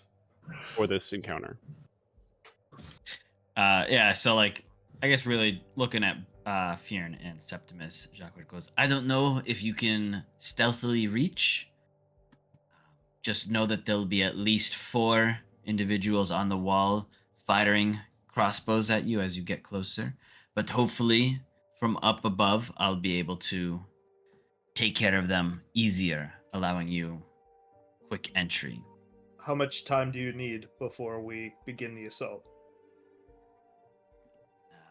If you want, you can wait until I blow this. And he pats the horn of silent alarm at his waist. Very good. On your signal, then. Fyrn, Sal, and I venture forth. Okay. So Jacquette is going to get up to a position that will allow him to easily fly over to the ruined lighthouse. Before he does, he's going to take out his daggers, including the new Baleful Talon. And he is going to quickly coat it with one of his homemade doses of poison. And then quickly, before that minute goes up, he is going to fly over, and then in cool Batman anime style, he is going to drop down on this guy. Okay. Let's try and get that stealth attack off. Give me a stealth check with advantage.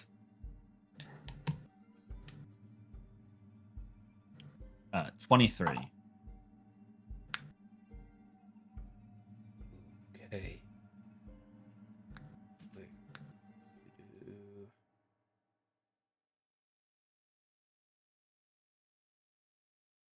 So can you remind me of you're flying up in the air and the idea is dropping down like Batman onto this person.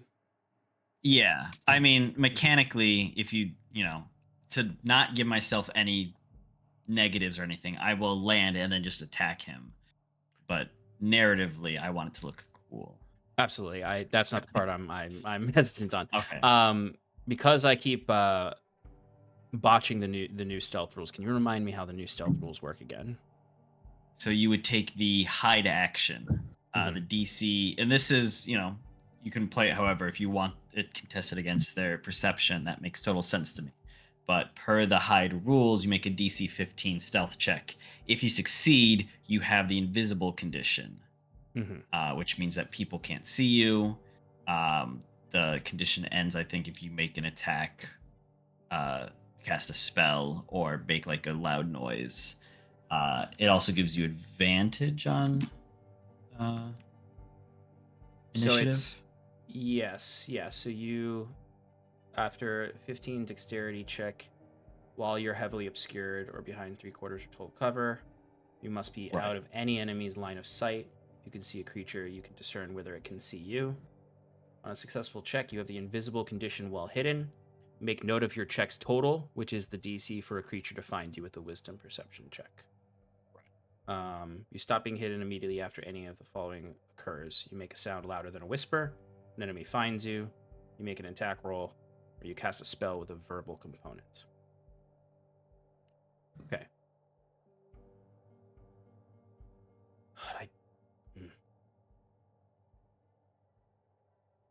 I like the clarity of these rules, but I feel like they make it very weird for the DM to use perception checks. Yeah.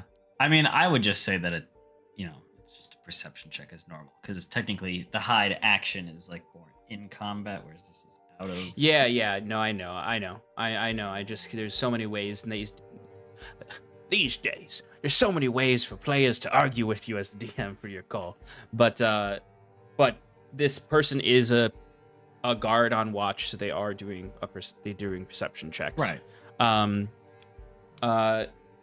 What was your total again? 23? 23. Okay. So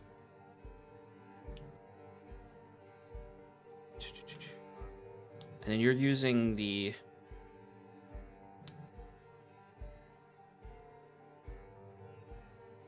no, fuck it. I'm gonna stop trying to find reasons why this guy doesn't see you. This guy fucking sees you. Okay. That's fine. And entirely because he rolled a natural 20 and got a 24. And that's totally fine. So I think what happens is you are descending upon this guy, and he basically is looking out, and it's just a moment where he, his ear twitches, and he hears the slight billow of a cape stiffen into a bat wing. And he just sort of turns and looks, and it's like, and I will say, because there's only one more, it's like right as you're about to land on him. So, sure. So this guy is able to at least like prevent himself from being surprised by you, which means that we are going to go right into an initiative roll. All right, that's fine. I'm for that.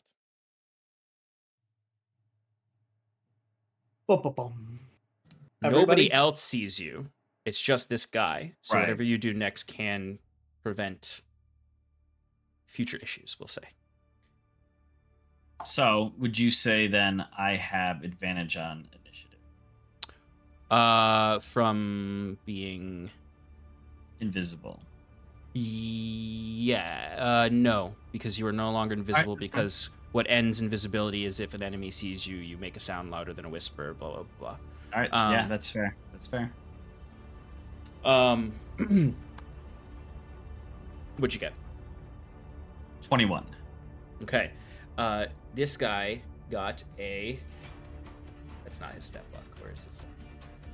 Is this a new rival Jacques is meeting? He keeps rolling super high.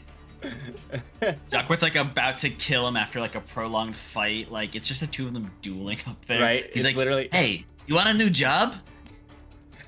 Right. Shit, did I accidentally...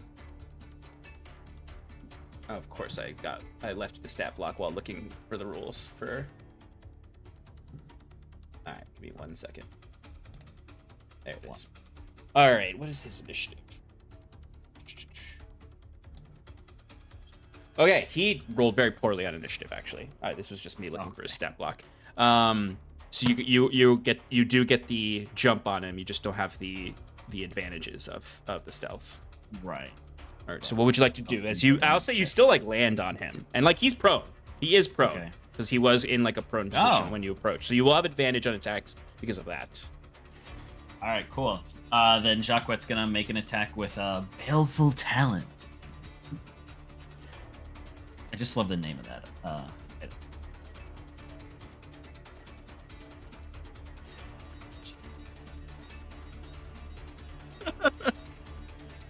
What'd you get?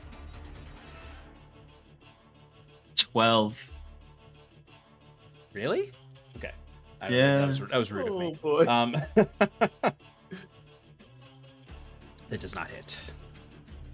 Yeah.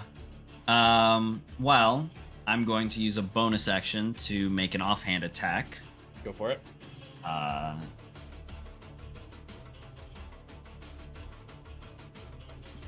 Still at advantage, right? Mm-hmm. All right, there we go. 28 to hit. Oh, that definitely hits. All right. So this one does not have the poison on it. I will get sneak attack. For a total of... Oh, I rolled that damn. What was your dice roll on that? Was it a 19? Yes, but this wasn't with Baleful. Oh, you're right. This is an offhand attack. Sorry, I was getting overly excited. Yeah. 27 magical piercing damage with the offhand. 27 magical piercing. Okay. So you come down. There's a bit of like a initial scuffle that keeps you from getting your stealthed advantage, but the guy was like on the ground with I'm sorry, not a gun, a limbless crossbow, a magic boomstick. So you're able to kind of overpower him at first and get off a quick slash with your offhand. That does kind of like stagger him a little bit, but it is his turn now. All right. First attack on you is going to not come from his boomstick, his magic boomstick, but is actually from his free hand, where he's going to just cast a arcane burst on you as a melee attack. He's going to stand up. He's going to get out of prone. 24 to hit. Yeah.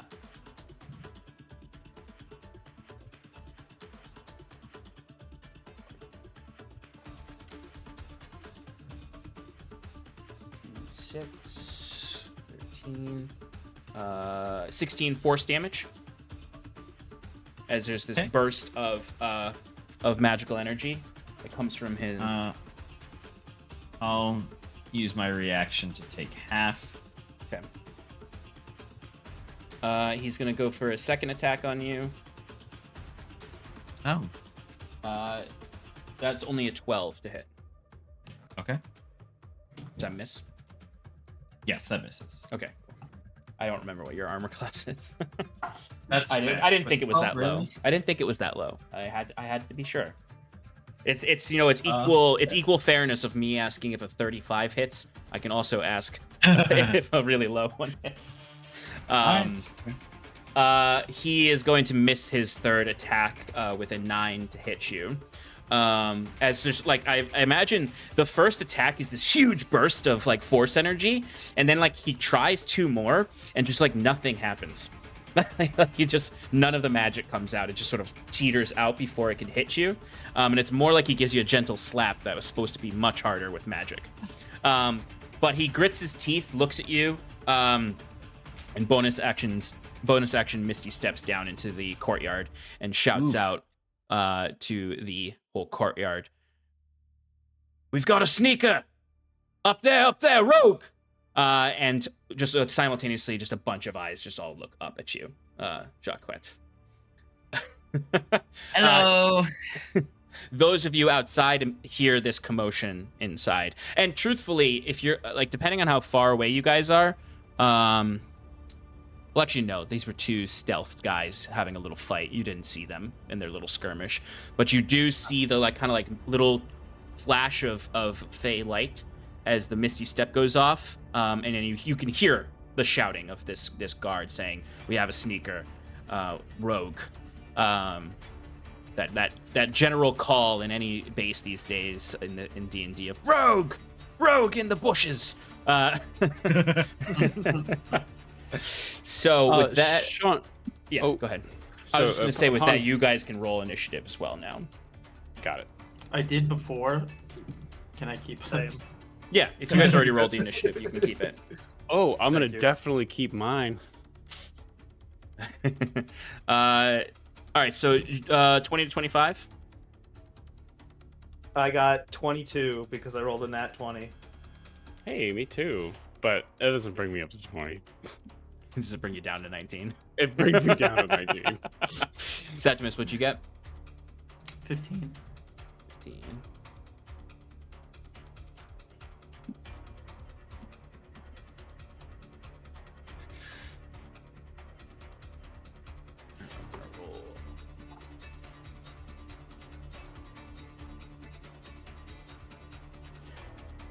And then, Jacques, you had a 21, right? Okay. Our initiatives Yeah. are so good, we might as well have gotten a surprise round. Surprise doesn't work that way anymore. All right, so based on initiative, you all are going to get, or at least Fyrn and Jacques are going to get an action before anything happens inside. We have Fyrn, Jacques, General, Ulumno Defiance, Septimus, Ulumno Defiance, special units, we'll say. Like the mage that was firing. What about little Bruce? Oh, I didn't put you in, Bruce. 19. Thank you for the reminder. Thanks. Brucey boy. Yeah, all of you except for Septimus will get to go before the enemies. Even when I rolled Stand- decent for an standard. initiative. Well, there's some enemies that go after you. Yeah, you know. Yeah, You're not flip last. that jumped out of water. That's flopping. on the Oh, ground. gets to go. The magic harp. All right, so before we jump into anything, though, I should have clarified this before we went in. Where exactly were you guys watching from? 30 feet away. No. No, you I imagine you would we were certainly not be much 30 feet further. away. What I can give you is the Chroma Fists were plotting their attack on this 100 feet away, which seems like a fair distance, where you wouldn't be clearly seen as someone watching or approaching. That sounds about right. So I'm gonna call it at 100 feet away from the gate. Perfect. All right, cool. All right, Fyrn, you are up. You hear that they've shouted about a rogue infiltrating. You are 100 feet from the gate. Okay, I'm going to immediately use a bonus action to pop my Gleamthorn armor, rolling a Constitution saving throw. I succeed, giving me the Guardian of Nature. Guardian of Nature, which adds 10 feet to my movement speed. Hell yeah. And I'm gonna full dash up to. There's no cover near the wall, I'm assuming. No. There's I would say, for the purposes of understanding it, there's a little bit of cover on the left-hand side, because that's where Jacques had originally spotted the spot where you could climb over if you were a rogue that didn't have fancy flying capes. So there's a little bit of ruins on the left-hand side that is cover. I would say like 20 feet from the gate.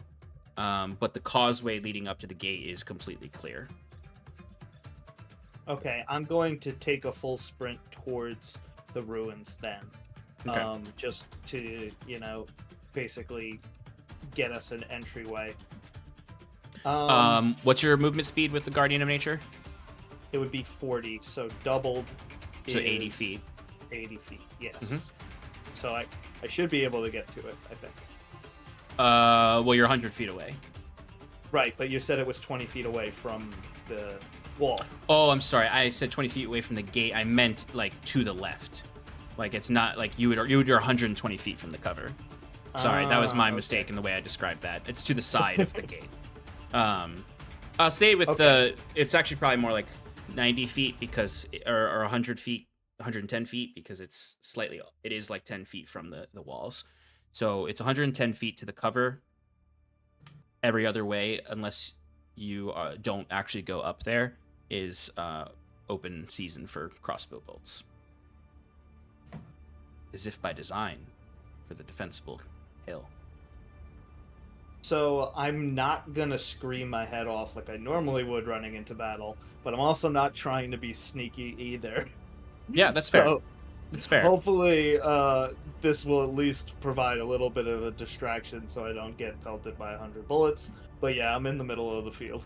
The interesting thing about Fyrn's Guardian of Nature spell is that it's almost in conflict with the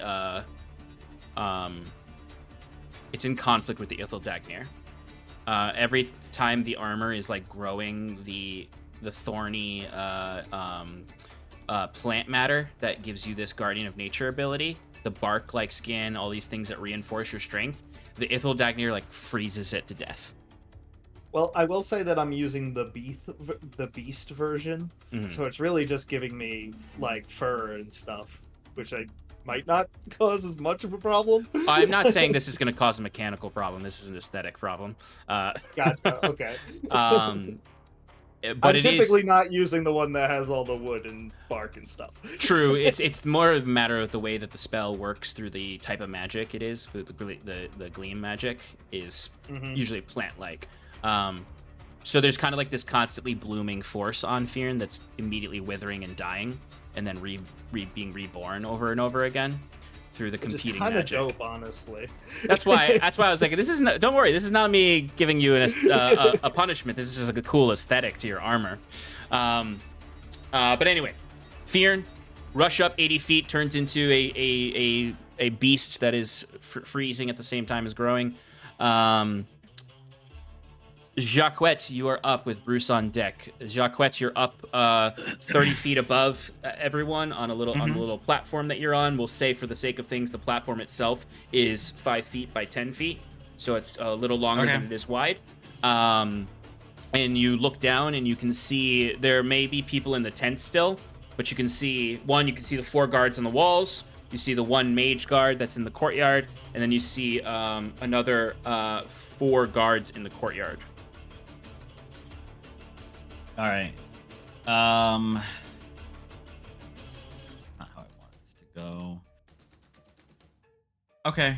I am going to bonus action. Can I hide up here? Is that possible? Yes. You can kind of fall back deeper into the 10-foot to get out of sight, to get the 2/3 cover you need to hide. All right. Is it still dim light darkness up here? Up here it is, because they specifically kept it dark for this guy to be hiding. Right. Cool. That works to my advantage. All right. 23 for stealth check. Okay. And then you're invisible. Okay. Targeting the fucker that just misty stepped away from me. I'm going to try to hit him with my crossbow. Excellent. Go for it with advantage. Because now we're in combat, so they have to use the perception action to be able to find you.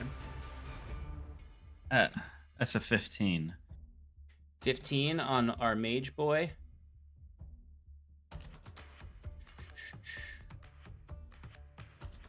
he is going to use a reaction to cast shield to block the attack.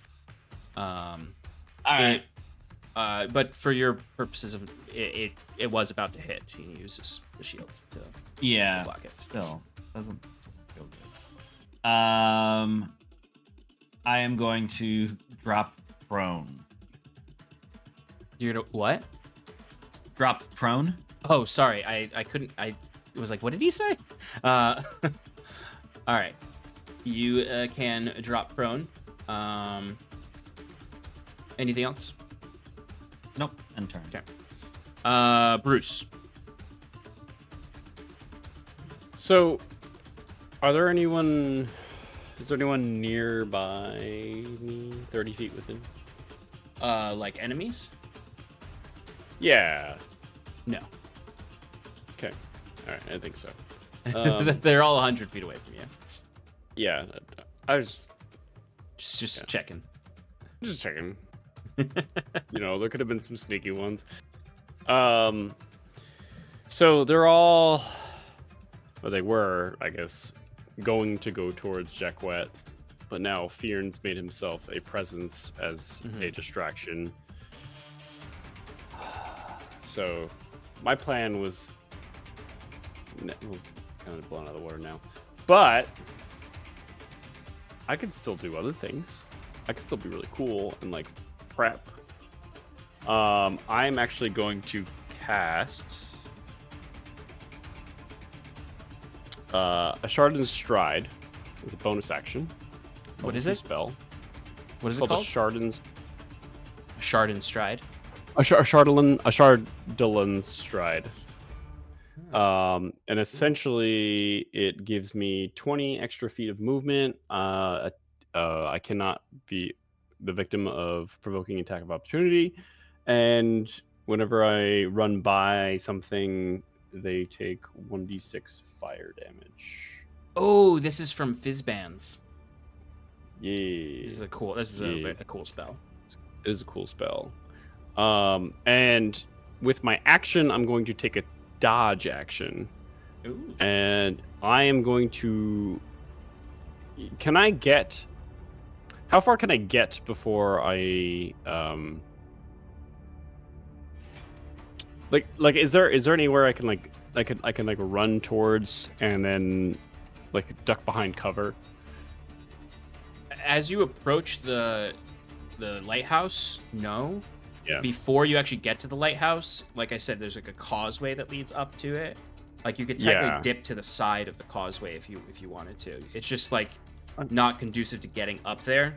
But if you're not trying to immediately get up there, at the bottom of the causeway, you can kind of duck on the side of it. Yeah, I think I'm gonna do that. Okay. Yeah. So that's about 50 feet away that you would go to get it. And I have 50 feet of movement, so. Yes, because you have the 20 feet from the stride. Correct. Okay. And that will be my turn for now. Okay. All right, so you rush up with little trails of fire on your feetsies, and can duck down with. I'll say you can get half cover there.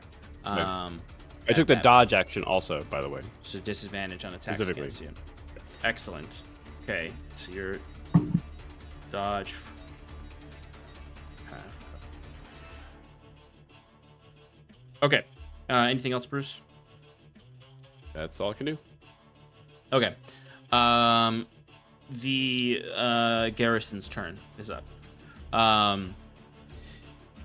They immediately you would hear them mobilizing Jacquet, but the ones on the ground really can't get to you because you're prone.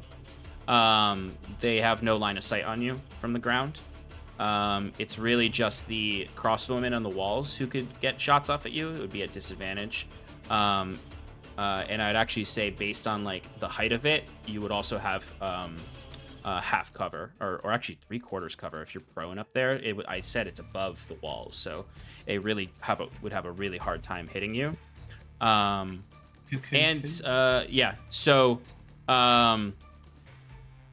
So the guys inside are going to be like mobilizing, while the guys on the wall are going to look out towards where you and Fyrn are, Bruce, and go for attacks on you two.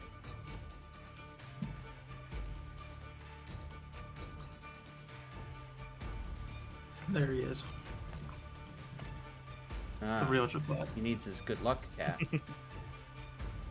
All right, so Fyrn, first attack on you.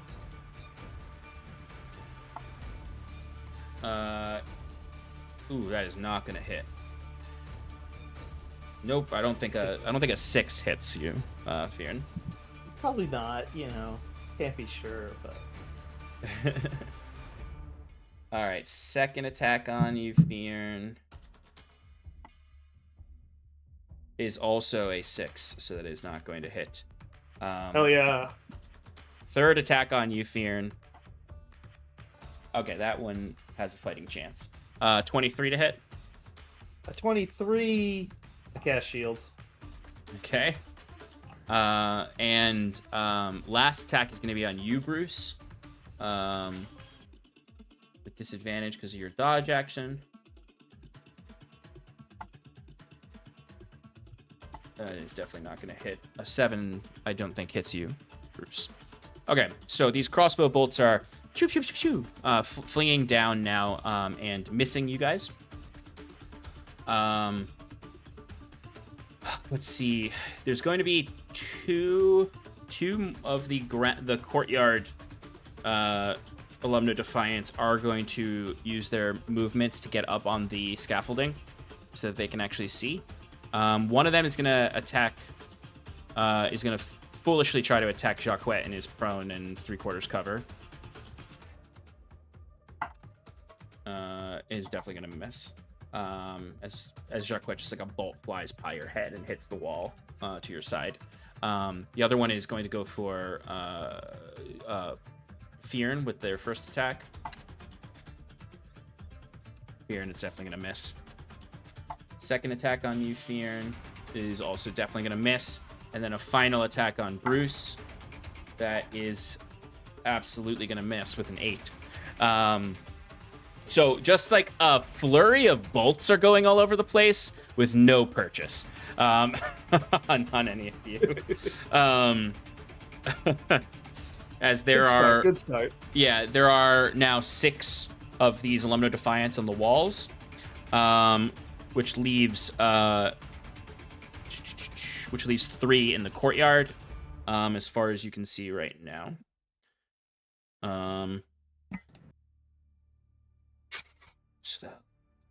So, well, Jacques, you can't really look down now because you're prone and kind of in a concealed position. But you could hear, I'll say you hear that a few more come out of the tents. Okay. So there are... Okay. All right. That brings us to Septimus. Septimus, you're 100 feet away from the gate. Fyrn has run up 80 feet. Bruce has run up 50 feet. You and Sal are still by the edge of the building you all were kind of concealing by.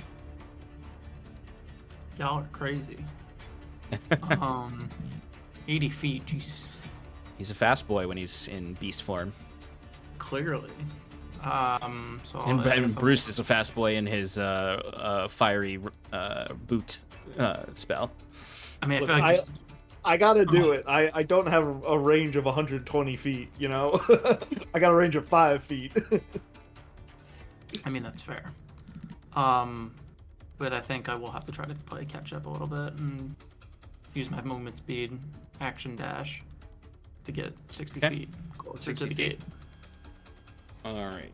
And Sal will do the same exact thing, as we're both just charging in. Nice. Sal in front or you in front? Side by side. Love it. Hold Okay, on, so hand. we've got Bruce. We're actually skipping. We've got Bruce in the rear with Septimus and Sal just ahead of him. Fyrn another 20 feet up towards the gate. All right, excellent.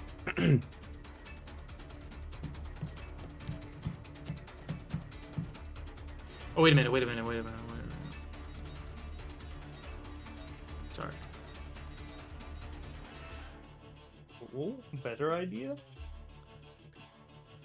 I mean, what am I doing? Bonus action, Guardian of Nature. Oh yeah, yeah, and then you can move an additional 20 feet. Yeah. So Yeah. yes, I'll do the same thing that Fyrn did. Bonus action, Guardian So- of Yeah, Nature. but Machina hates that. I got. It's actually- Listen. That's true. you feel some spikes of pain where your flesh meets metal. All right, so we got Septimus and Fyrn in the front line with Sal in between them and Bruce. Okay, so we have.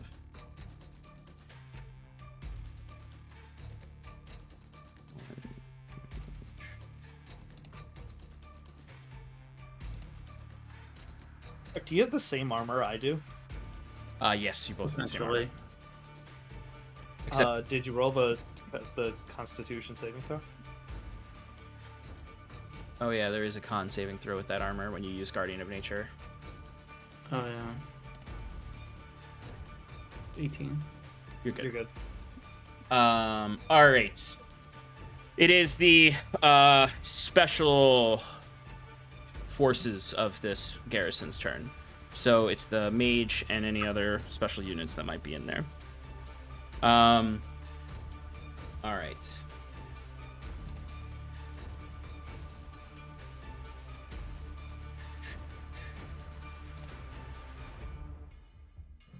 Let's see. Should the mage do?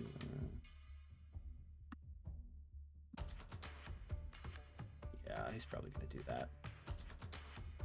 The mage is going to run up onto the wall as well, and look down and cast a fireball that will capture Fyrn, Septimus, and Sal. So can I get a dexterity saving throws from you three? Why'd you bundle up with me? Gotta get in there. And you hear they are communicating with each other. This group, you hear someone says, "Forces at the gate." You actually hear someone say, "Cluster, cluster, cluster," at the mage. While you hear others saying, "Keep an eye on the ledge, form up, shields up." They're forming a group to deal with Jacquette and a group to deal with you guys. Dexterity saving throws. DC is 14. It's not that high. 19. Okay, you pass. Fyrn, 4. Fyrn, you fail. Sal. Oh. What's his? Oh, that's right. I gotta roll the damage. What's his saving throws? Add PB to all saving throws made by him. You just add your proficiency Yep. bonus. Mm-hmm. His 14.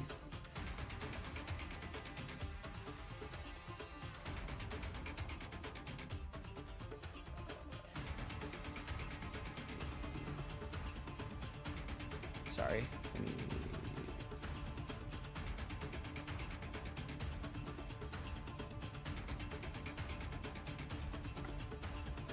It's 31 fire damage, halved to 15 for you all who succeeded, and And then half again for resistance. and then halved again for resistance. Yes. I failed, but I did have resistance, so I'm still taking 15. Mhm. Okay. Constitution saving throws? Yes. Or you're- concentration saving throws. I have advantage because I have Warcaster now. You picked up Warcaster. Yeah, that was my choice of feat. What did you do? Concentration for the thing. Yeah. Yep, 22.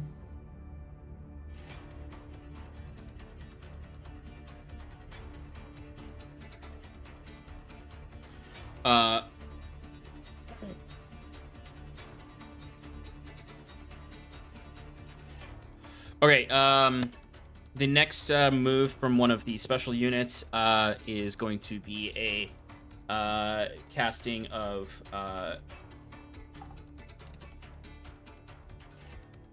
the daylight spell as a light shoots up into the air and fills the lighthouse space with bright light. Possibly the person who's leading the pursuit of Jacquette. And then the last person here is going to cast Fly on themselves and float up into the air. Basically like a 1-2 punch, where one casts the light, the other one's getting up to start looking for Jacquette. They can't do a perception check because they use their action to fly. All right, that's the end of all of their turns. Fyrn, you are up. And Jacquette, you would see this person kind of floating up into the air. You can see they are red dragonborn. They are very lithe. They have sort of nice red robes on that has just like a what looks like a breastplate, but it's probably like a decorative breastplate because they clearly seem to be some kind of caster. It's more of an aesthetic breastplate than that they actually have a higher AC from it. But they do seem to be looking for you. They don't have any weapons on them. They seem to be probably a pure caster. All right. Fyrn, you are up. The gate is 20 feet ahead of you. There are 6 crossbow-wielding foes on the walls and a mage on the walls, or the mage guard that we referenced earlier. What would you like to do? Jacquette, you're on deck. How many people can I fit? Well, first of all, I'm moving upwards to a position where I can be up on the wall as well. So I would. Do you have climbing speed? I don't, but I have. What do you call it? I have 30 feet. I have 40 feet of movement, and I'm only moving like 20 feet to get up there, right? You'd be moving 20 feet to get up there, and then it's difficult terrain to climb up that. And the wall is 20 feet high. But you said there was like a ruined section that was 30 feet away from where I am right now. Oh, where you can climb over? Right. Yeah. So that would be, because you have 50. How much movement do you have total? 40? I have 40. And also Okay. keep in mind that I could do a running jump that could possibly just go over the whole fucking thing. Because it's 20 feet high. Okay. So you could just run up and leap onto the edge of the wall. Yeah. You didn't even need to go for the side of it. Okay, that's what like ostensibly, like instead of using your full 40 feet to walk up to be on one side of the wall, you could just run up and jump for it. If you have a 20-foot high jump. But before I do that, Sean, like how clustered are they? Is like a 20-foot radius is what I'm talking about. They're not super clustered. You could get 3 of them in that. Okay, then forget it. I'm just gonna do the high jump, get up there, and I'm going to start whacking away. But before at the closest guy, actually, if I could prioritize the mage, that would be best. I don't know if he's further or closer. He's further away because he's up on the right side of the wall, towards the further away on the wall. You would need to move. You would need to run up, jump up, and move towards him. Would that be possible with my 40 movement speed? No, because you use your 20 to get to run up and jump. You have 20 left when you're up there. Okay, how about any units that are Oh yeah, on you can the way easily to that guy? you can easily be with units on the way to that guy. Okay, great. There So are 2 guys between you and the mage. beautiful. So first guy I'm jumping up to, I'm going to use a bonus action to quickly activate my femur in order to activate the Spirit Shroud spell. It is not concentration, lasts a minute. You see similar to like the Lich that we fought in Stormbreaker Landing. You see these skeletons that are mostly spectral, but have like a tinge of like cold energy emanating off of them, and they start to surround me, kind of like it's just like the top parts of the skeletons that are floating around my shoulder height. And they just like it's basically just like the upper parts, so their claws like reach out and scratch them as I go and attack with my giant maul. I have advantage because of Fyrn, where does your 20-foot high jump come from? the high jump rules. Strength. No, your high jump rules gives you an 8-foot high jump because it's 3 plus your strength modifier. I thought it was the strength number, No. not the modifier. That's your long. I think that's the long jump. High jump is 3 plus strength modifier. So you do have to go around. You do have to go around.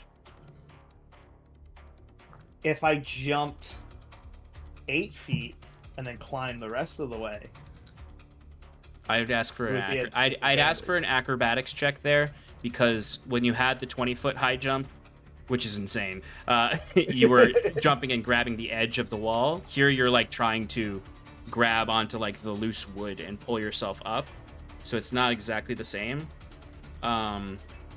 But I'd allow for an acrobatics check to try, or actually I'd allow, you are a beast, I'd let you do an athletics check there, where you're just to give yourself a little bit better movement, because then you just need to use your last bit of movement speed to climb up the remaining distance. sounds fair. I got a 27 on athletics. You got it. The DC was 12.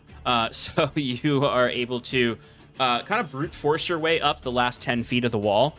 And you're in the exact same position you were before. You just don't have the 20 feet of movement to keep going. So, but you still have a guy in front of you within attacking range. Sounds good. Did I roll an attack already, or was I talking the whole time? No, I just rolled athletics. All right, here's the first attack. I have advantage. I didn't roll for it. Okay, it's a 19 to hit. It definitely hits. Okay.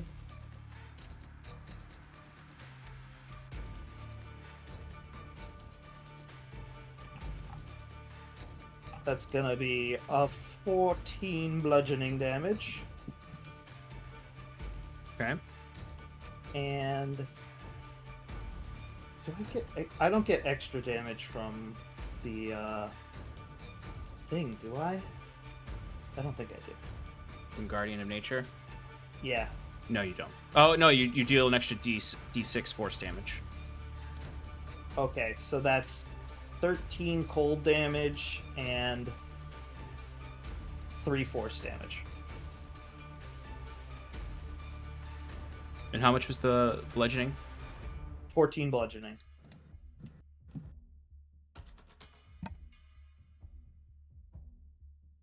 What were you attacking? How do you want to kill this guy? Yeah, I was gonna say okay. total of 30 damage. It's kind of like a combo move where I smash into his like solar plexus, and he like topples over, and as he hits the ground, from the backswing, like right behind where the Ithildagnir swings past him, the cold air disguises the skeleton as it reaches out and grabs him and just like finishes him off by, like, I don't know, plucking his eyes out or something and freezing his face. We'll go with freezing his face. All right, Fyrn, you don't have any movement speed left, but you do have your last 2 attacks. Okay, I think you can exchange one of those for a cantrip. Cantrip. Does that have to be as a bonus action, or is that just part of your attack action? No, it's part of my skill. Yeah, I it's, think that it's part of your attack action. It's my class or something. War magic. Yeah. When you take the attack action, you can replace one of your attacks with a casting of one of your wizard cantrips that has a casting time of an action. Yeah, so if you want, you can replace one of your 2 attacks with one of your ranged cantrips. Sure, I'm gonna shoot a firebolt at the Next guy. Or you can attack the wizard with that. Yeah, I think I'll attack the wizard with that. Okay. So here we go. He probably has less armor. An 8 to hit. An 8 does not hit. I'm not very good at casting magic, folks. It's okay. I can hit real hard, but it's not it. All right. I did kill a guy, so I technically have another attack, but that doesn't even matter. It doesn't matter, yeah. And you also need to use a bonus action to use that attack. I already used my bonus action. Yeah. I think that's it for me. All right. Jacquette, you are up. With Bruce on deck. All right, so I got this mage flying in the sky. Yep. How high up is he? He is 30 feet up. So I mean, he's basically like eye level with you. Like he's because your perch is 30 feet up. Right.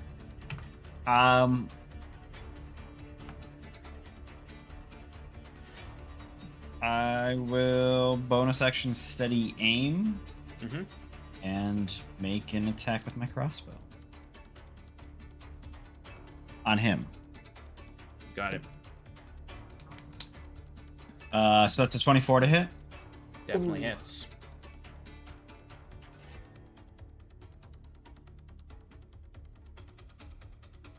$23 magical piercing.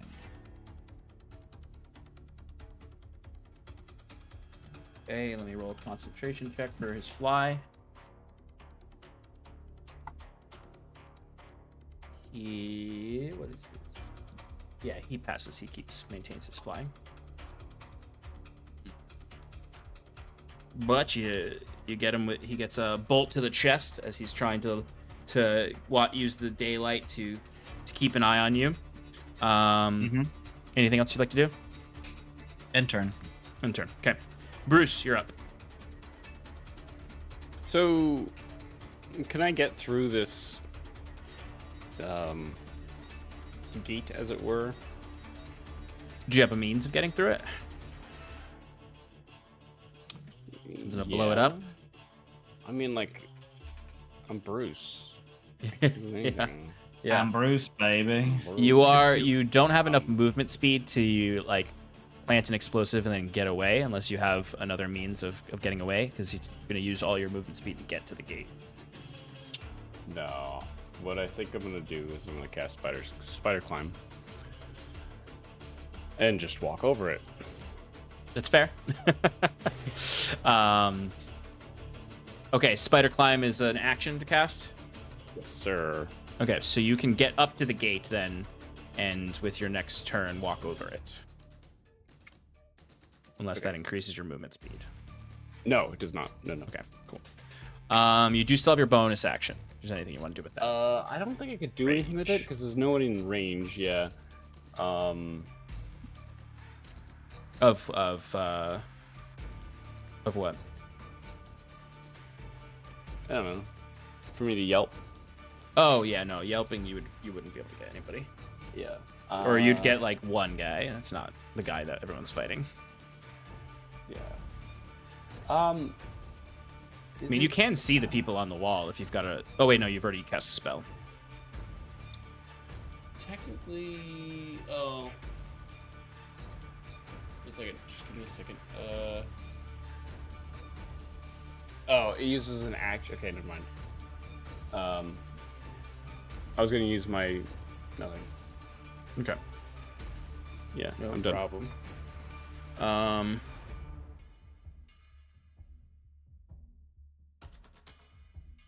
Okay. That was Bruce's turn. It is the garrison's turn. or the guard's turn. Just a reminder, Sean, any creature that I see within 10 feet of me gets their speed reduced by 10 feet that I choose. All right. So only enemies. Wow, okay. All right. Jacquette, you in your position prone, concealing yourself, you would hear as they've lifted a ladder up to the perch. Okay. It's gonna take them a while though to get up there, and they're kind of forming themselves into a 1-by-1 line to get up there, because I realize you still need to have a climbing speed to move up a ladder at normal speed, because it says you must climb to move up or down. So I'm assuming that means you need a climbing speed to not have to do difficult terrain on it. So you can hear a guy is 15 feet below you on up the ladder. Cool. Fyrn, you are going to get accosted. They don't their movement speed's reduced, but they have enough to get to you, 2 of them, for melee. They do have... It only affects them when they start their turn in the 10-foot area. So if they're going in, it won't hurt them. Okay, cool. One of them did start their turn in it. Okay. They do have pack tactics, so they are going to have advantage on you. Okay. Which doesn't matter. I don't think an 8 will hit for the first one. Second one, does a 19 hit? Nope. Okay. Then the other... That's those 2. Okay, one more of those. Right, there. Jeez, these bolts are just flinging off of your armor. That's what I'm here for. As some of the other ones are like, let's focus on shooting the other guys. One of them's gonna try to shoot Bruce.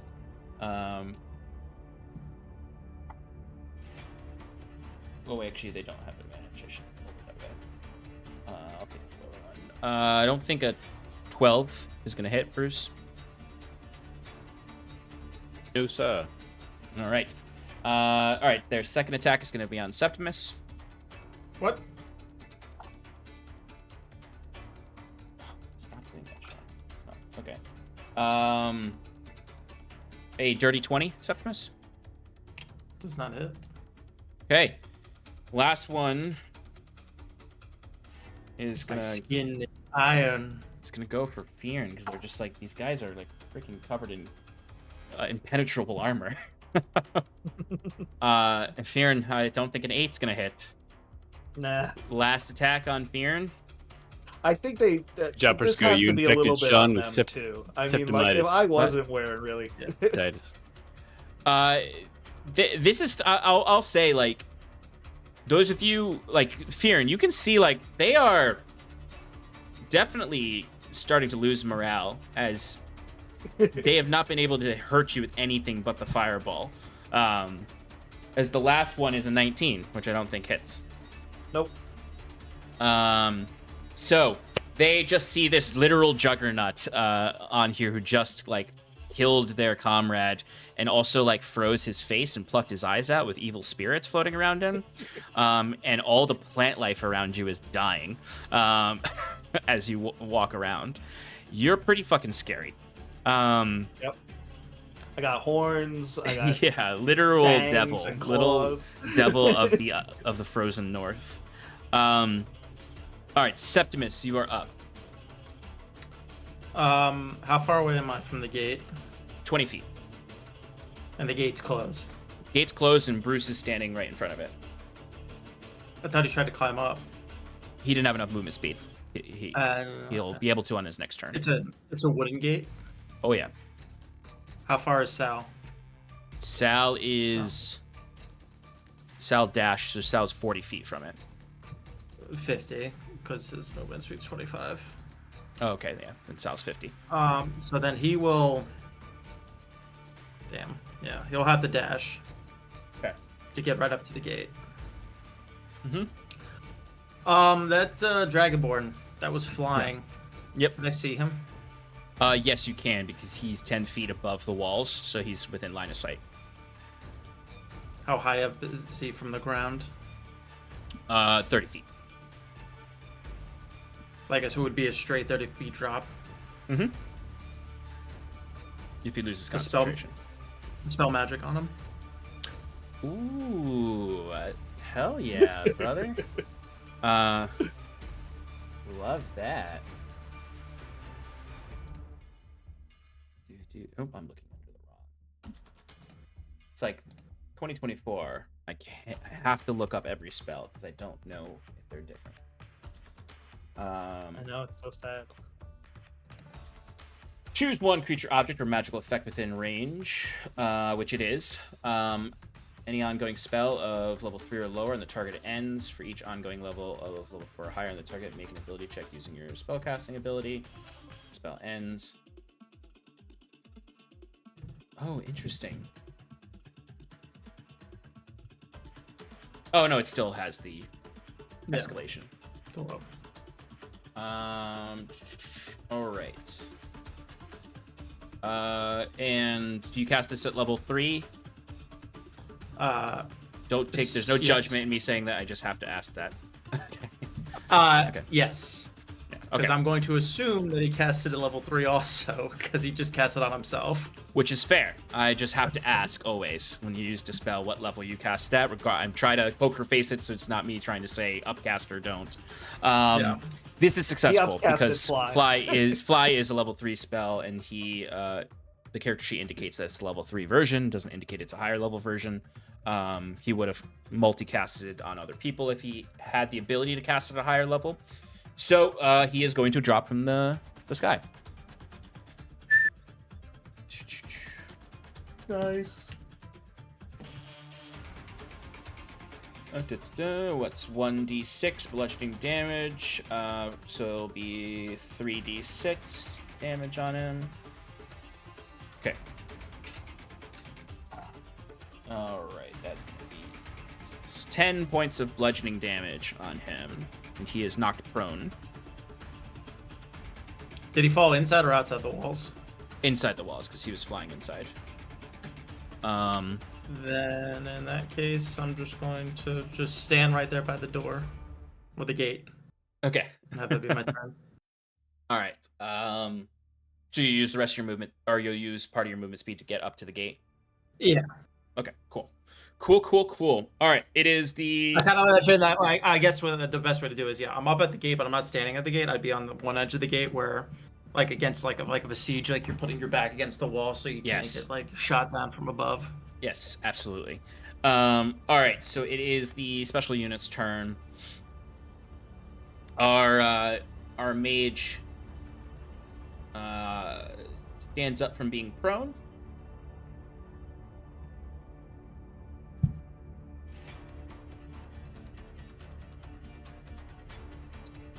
And is going to run to the ladder to the walls.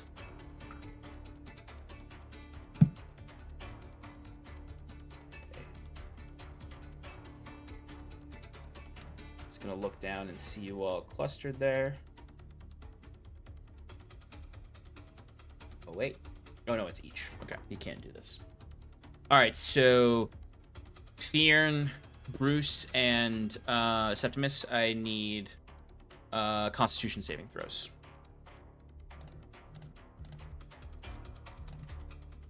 Actually, I can only get 2 of you in this because you guys are, I imagine, lined up on the wall. So I'm gonna go with Fyrn and Septimus. Because Septimus, you targeted the mage, and Fyrn, they just really scared of you and want you. Wait, I'm sorry, Fyrn, you're up on the wall. You're up on the wall, not down there. Okay.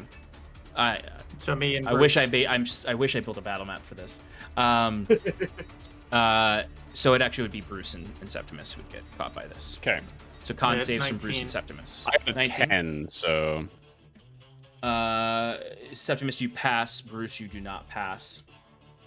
As there would be a loud noise erupting within the middle of a 10-foot radius sphere on you two. As you'll take thunder damage. Oh, dude. You know what's it's a good thing that Septimus is not fully changed into a construct, because they have disadvantage on shatter. All right, so this is going to be actually cast at a pretty high level.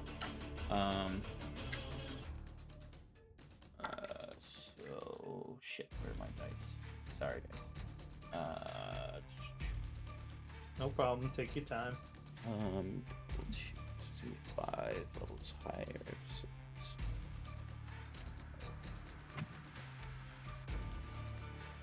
6. Oh, that's a lot of ones.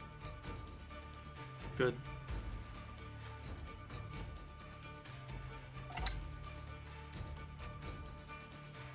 $24 thunder damage. And then that's half to 12 for you, Septimus. Cool. I have to make a Constitution saving throw, which Oh, I'm same. fine.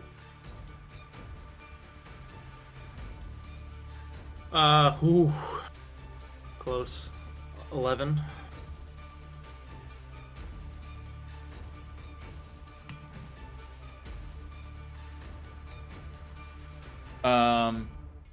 Okay. And then so that was the mage, the flying mage. The mage guard is going to attack now. The not so flying mage. The not so flying mage. All right. The one that fell. No, the other one, the one that had the scorching ray gun.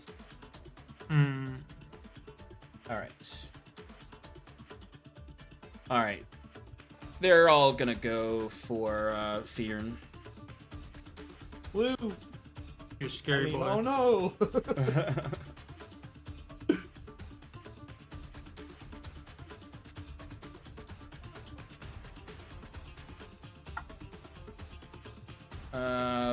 First scorching ray bolt just harmlessly burns against your armor.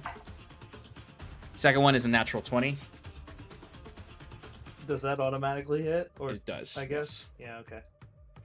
And then last one will not hit. Okay. All right, so that's going to be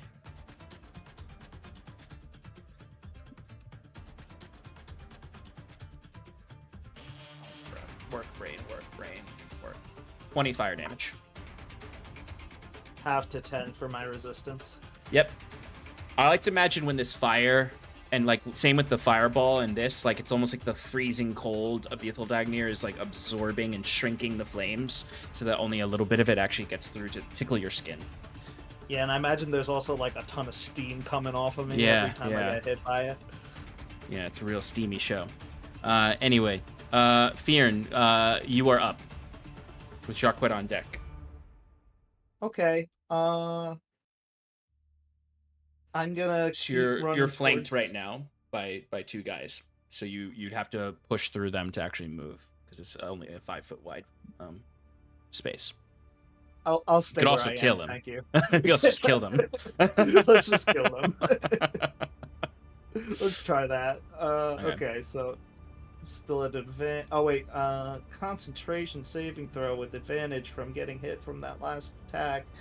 We're fine. Advantage roll. First guy I got a nat 20 on. Do you want me to roll damage? No, you're gonna squash him. Okay, second guy. Rolling with Yeah, because advantage you would again. already have like nearly there with just your nat 20, so yeah, you'll definitely get it. Yeah. All right, second guy. Second guy is a 24 to hit. That'll hit. Okay. That's going to be 14 bludgeoning damage. Okay. 14 cold damage. And 3 force damage. Kill this guy too. Awesome. So just immediately whirlwind move. Same sort of situation where the skeletons are following along the back end of my weapon, and you just see like this. It's almost like there's a stream of light following my hammer as it's going so fast that it looks like I just like cut a big shard of ice in a huge circle around me, and they just like fall apart. Like it would cut them in half, but you know it's too blunt, so they just kind of just turn into ice and shatter. Excellent. Just a quick update on the enemy units around you guys. So I mean, those of you outside don't know the full numbers in the courtyard, but there are on the walls. There's 1 light guard left, 2 of the heavy guards left, and 2 casters.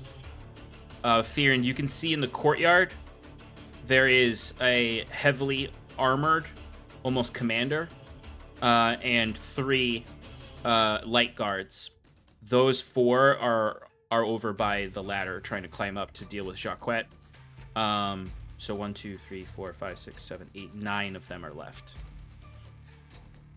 Okay, so now that I'm clear, can I use my 40 feet of movement to get over to like the bottom of the ladder area and maybe attack that squad over there?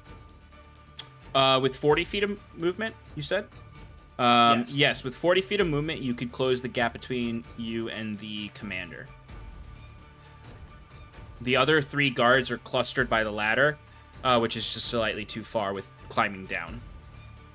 How far away is the commander from the guards? You could also use none of your movement speed and jump down and just take the 2d6 fall damage.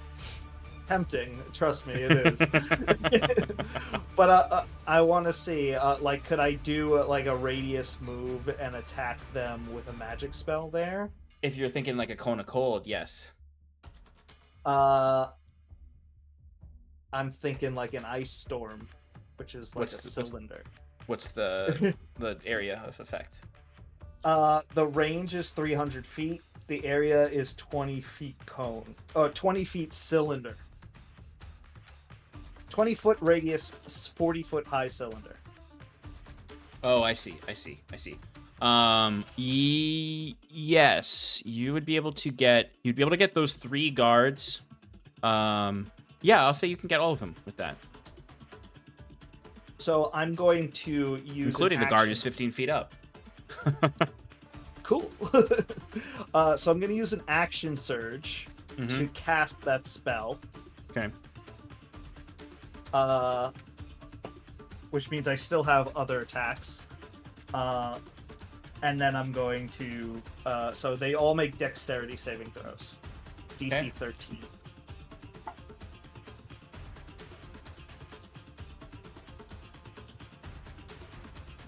Okay, the guards pass with the 19 on the dice, and actually the commander actually fails. Okay, that is going to be 23 damage. Hold on. Oh, it's not splitting up. Okay, so the 2d8s were first.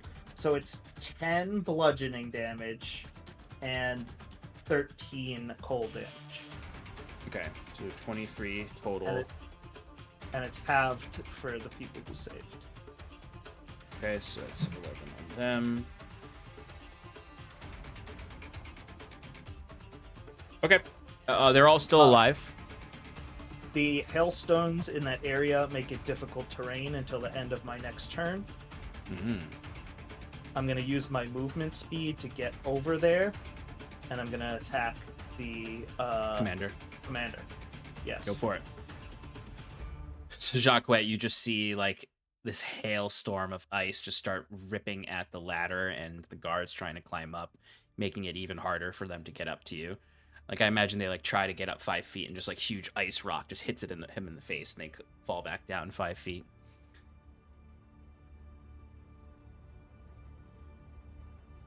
23 to hit. That'll hit. 15 bludgeoning.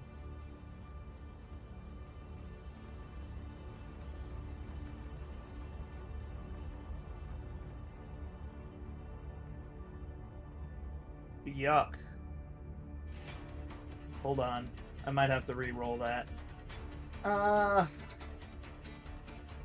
keep it. 15 bludgeoning, 9 cold, 3 force.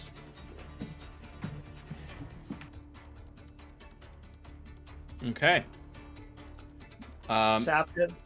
Sap. Okay. Okay. And then this will be my 4th attack, which I'm using because I get a bonus action for killing. I use it as a bonus action for killing another person on the same turn. You got it. You also, technically, Fyrn, still have another attack. I have 3 attacks. So I killed 2 guys with 2 attacks. I just attacked once. That's 3. Oh, yes, And then I have a 4th. Yep, which yep, is yep. this one right This here. one here. This one here. Yeah. And I just nat 20'd it. So Ooh, yeah, you do have to I'm roll this crushing one. it right now. Yeah, I will. So ignore the first roll because it's gonna be the weird thing that Yeah. the thing does.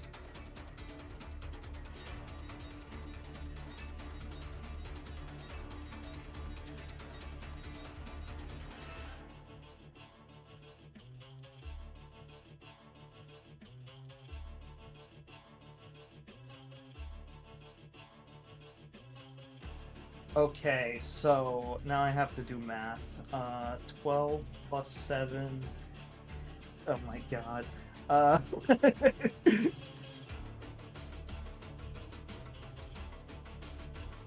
So I'm gonna do the non-crit damage first. Okay. So it's 12 bludgeoning, 12 cold, 4 force. Okay. All right, then we take the highest roll on the attack value, which would be a 19 for 19 bludgeoning, and then it would be the cold damage is from the weapon, so that would get maxed. Mm-hmm. But do the bonuses from my spells also get maxed out as well? I'm assuming. It's all part of the Okay. attack. So Anything that's part of the attack. So the cold is gonna be 20 cold damage and 6 force damage.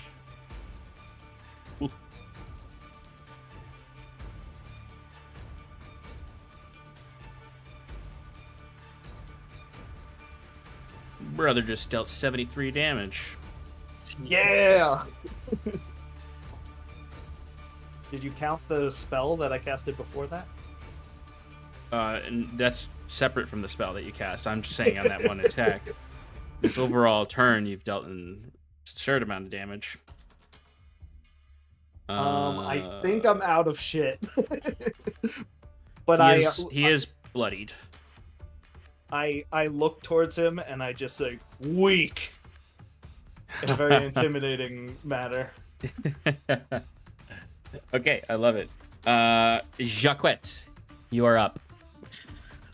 So Fyrn is fucking up these guys on a ladder. Yep. Looking down. Mhm. Can I line up some shots? On the guys at the ladder? Yeah. Yes. Cool. So I guess I'll. Do I need to move to do that? You technically, yes, you would need to move 5 feet. All right, then I will hide. Okay. I think your auto 29. succeed that. I think basically Yeah. in the middle of combat, that's always an auto success Right. until you're in a situation where someone's like actually looking for you. And then I will move to fire down. Yeah. At the first guy. 23. Hits.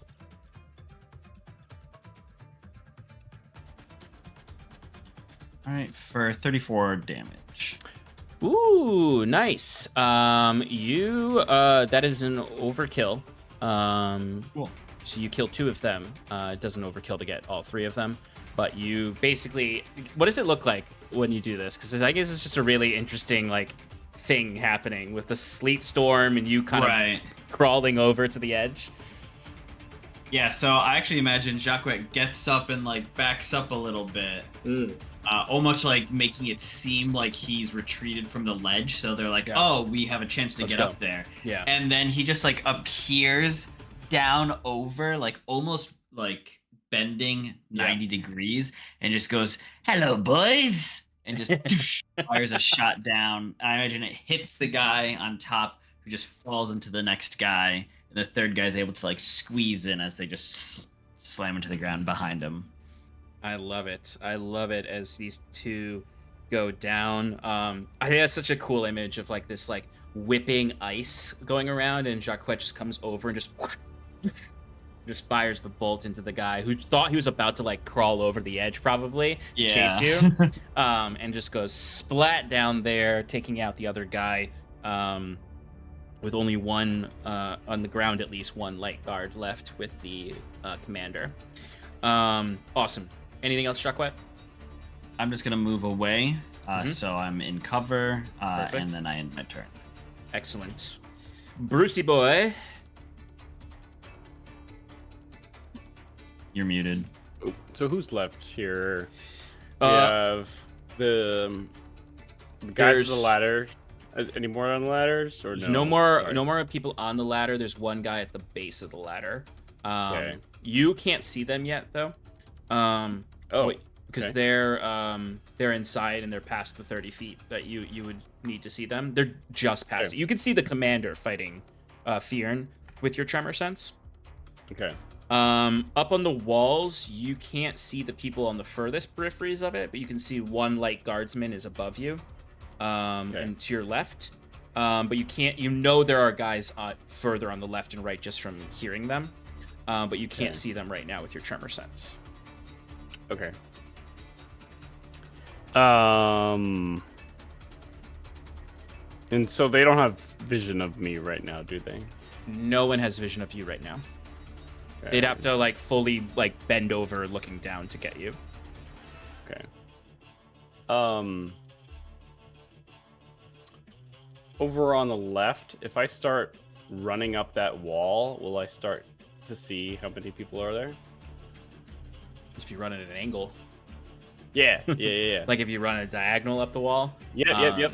Yeah, you would. Yeah, it would only be 10 more feet for you to see the next person over. Okay. And if you went another 10 feet, you'd see that there's no one else there. And you'd reach the top of the wall, and you'd be, like, right in front of the guy, the first guy you saw. Okay. Yeah.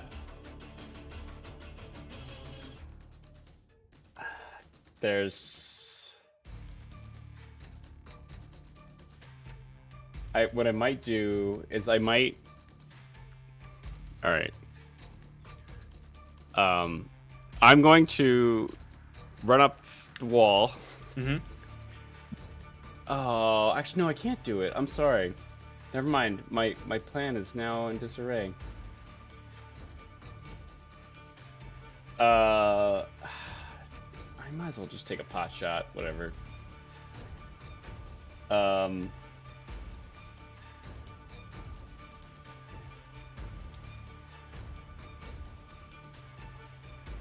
Sorry. I had a plan, and then I realized that I would have dropped concentration. I don't want to do that.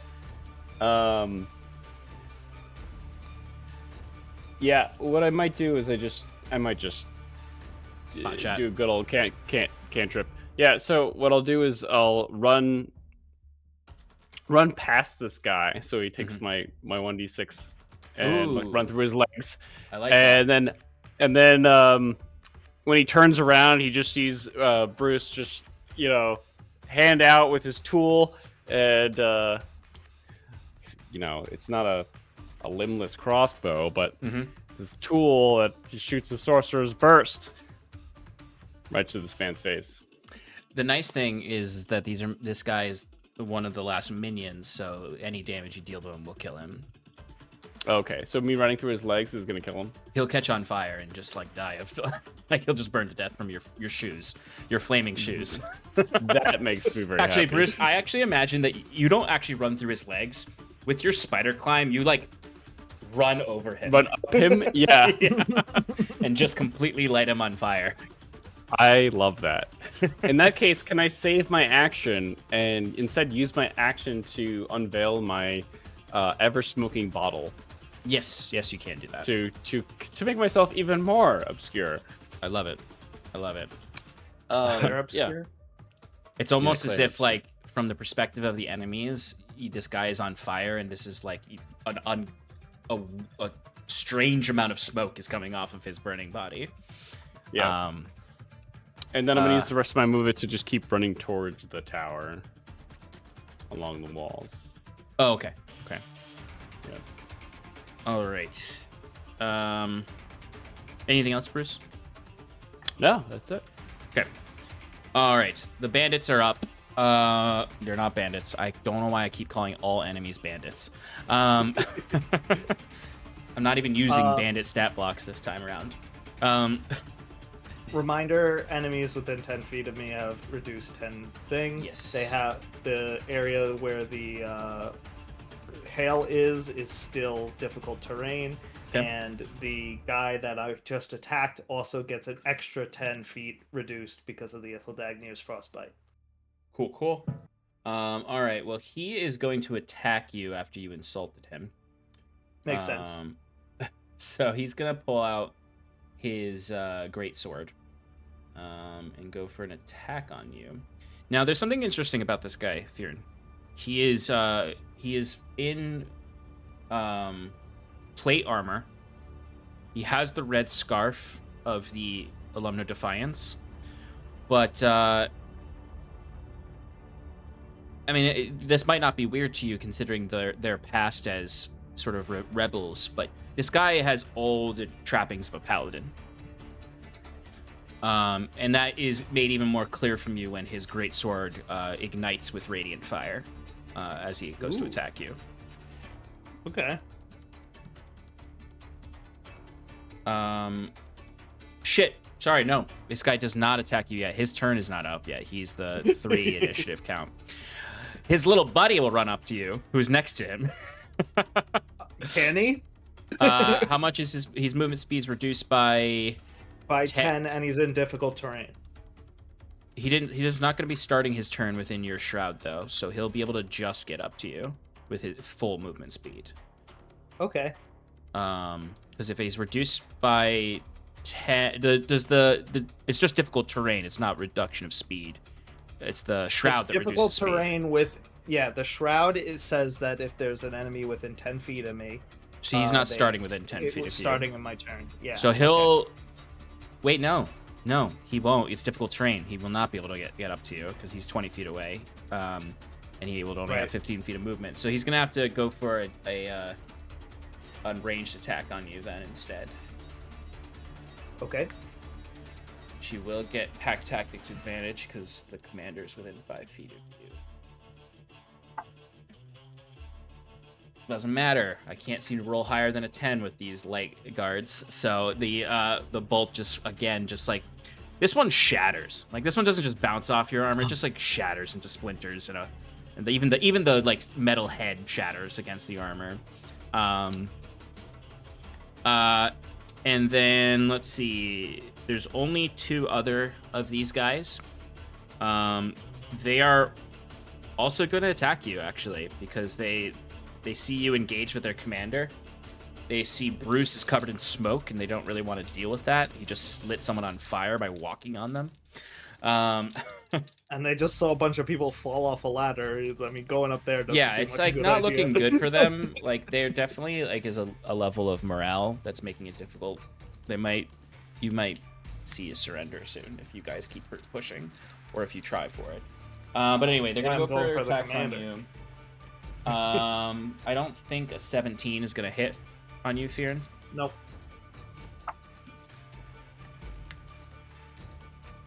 These bolts just fling off of you like they're nothing. All right, Septimus, you're up. All right. Sal is going to just charge in and attack the gate. Perfect, I love it. It's What open. is the AC of the gate? If I'm looking up things correctly, I think it should be 15 if it's wooden. It is wood, and it would be 15. And then your hit points, however many you want to give it. I don't know, but he's gonna go for attack.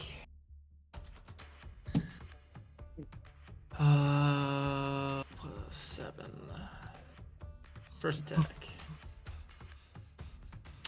First attack is 26. Well, you know it will hit. Yes, I guess that's true. And he's gonna do Machina's Might. Excellent, I love it. Go for it. So 2d6 first. So that's 9 points of force damage plus 3d8. 14 points of force damage. 14 plus what? 14 plus 9. 14 plus 9, what is that? 13 or 23? 23. 23. Okay. He comes up and just smashes at the gate, and it is And he's gonna do almost. One He's more. got a- One He's got more a second attack. One more. He's You got a know, second attack. one more attack would do it, unless he rolls you it too low. But roll an attack.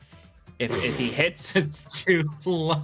Oh, damn it. Okay, yeah, it's too low. It was a 9. oh, all right. So Sal is beating at this door, and he gets it like it's the point when it's like the door is like, and it's about to Yeah. shatter the bar lock on the other side of just because this is just a simple like wooden Yeah. bar that locks this gate. Septimus will attack it with the crook. Go for it. As long as you hit, Come on. buddy. Yes, 23. Okay, Septimus, you're able to finish the job. I imagine almost- like it's Go just ahead. like a whiff of the crook, just like to slap it open. Totally, and As- it's the slap at first, and then it's like the additional like force of the magic behind the staff that kind of blasts the gate open. And I'll imagine it's exactly at the same time that Sal was about to shove his shoulder into it, and like he missed. But like, if you want to be nice, you can say he got that hit. Yeah. Thank you. And then Uh, Sal goes like barreling in, and almost like the momentum carries him in 5 feet into the space. Damn it. I wish this was a bonus action.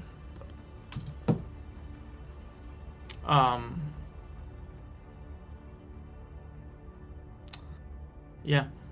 And then Septimus is just gonna walk into the courtyard, or not a courtyard, whatever the space It's is. basically a courtyard. Any bonus actions? And from that, he's just gonna walk in and announce, "Yield or die. Iron Mana is taking this lighthouse." Give me an intimidation check. Yeah, get out of here. Jaqua adds to give him advantage. I'll give you it's advantage because of the absolute brutality of Fyrn and honestly also Jacquet like literally firing bolts through people. Like I'll give you advantage got- because you've pretty thoroughly mutilated the garrison here. Fyrn's got like he's like a pin cushion, like he's just got like arrows sticking out of all the ice that's like all around his shoulders. Yeah, and armor and absolutely, stuff like totally. that. Yeah, It was an 18. 18. You're so okay. kind for the advantage. I'm going to do one roll to see if they yield. It's going to be based on their commander. Why is all my d20? Up above. There it is.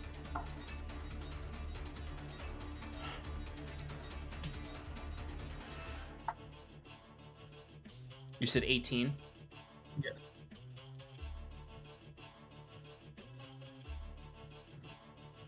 Okay. You see intense fear on the commander's face. And we'll have to wait till his turn to see what he tells his people to do. Okay, that is my turn. It is the commander's turn. Okay.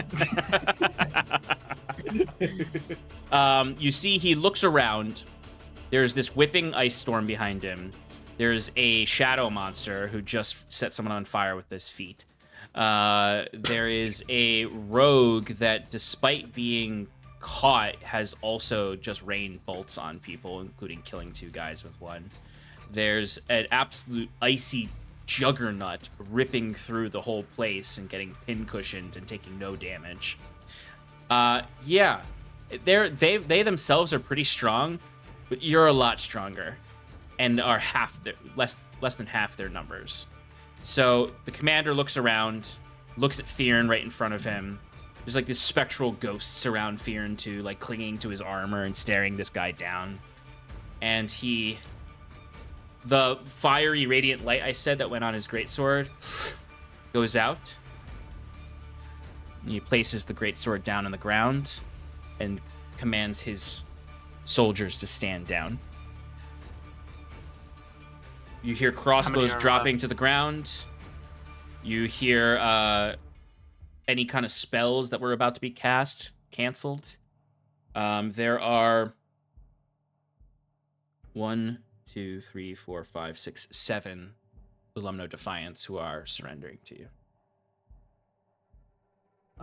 Fyrn kicks the greatsword away from the commander, and his maul slams onto the ground, and he just like leaves it on the ground, and he just his face immediately turns to calm, and he just says, "Hands, let's see him." And I just start, tying up his wrists. The commander, you can see, I'll actually describe some of these characters now. The commander, he has, they all, there's which none of you really have experience with this, because you've really only fought, like, brigands and monsters, but these are, soldiers, to a certain extent. Like, everyone here is older than 30. Like, they've all are not like scrappy little upstarts. Maybe some of those light guards were. But they all have like pretty shorn hair that's kept quite short. Clearly, like, they cut it themselves with their knives. It's not like neatly cut, but they all keep a very, very short hair, very disciplined, well clean shaven on the men. Their armor is pretty well taken care of. It's the cloth on them that is all like ragged. The armor itself, though, is clearly polished and taken care of, and there's almost a routine, most likely, all these people go through. All of their weapons and armor are in really good condition. It's their clothing, their camp, and their food that's in bad condition. He has darker skin. He has probably a much more closely shaved head, with just a mustache, really, is all he keeps on his face, of his really dark obsidian black. His armor is like very nice. There's almost like a patina gold to it. And his greatsword is also of good make. And Fyrn, as you're tying his wrists together, you do notice he has a paladin symbol that he wears. And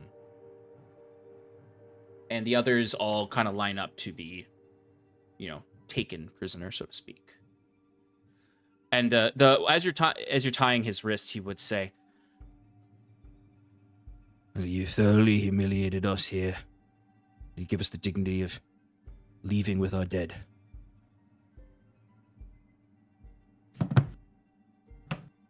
Fyrn looks at the captain and says, "Your men will not be harmed.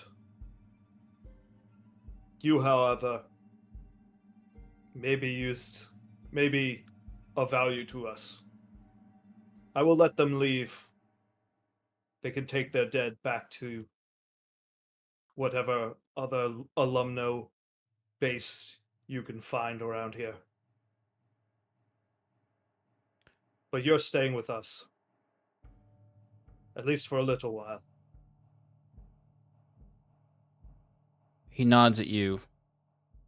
"I understand. Rules of war." And he looks over to one of the two mages. Jacquet. I think Jacquet has descended from the tower, doing that cool thing where he like slides down with one hand on the ladder.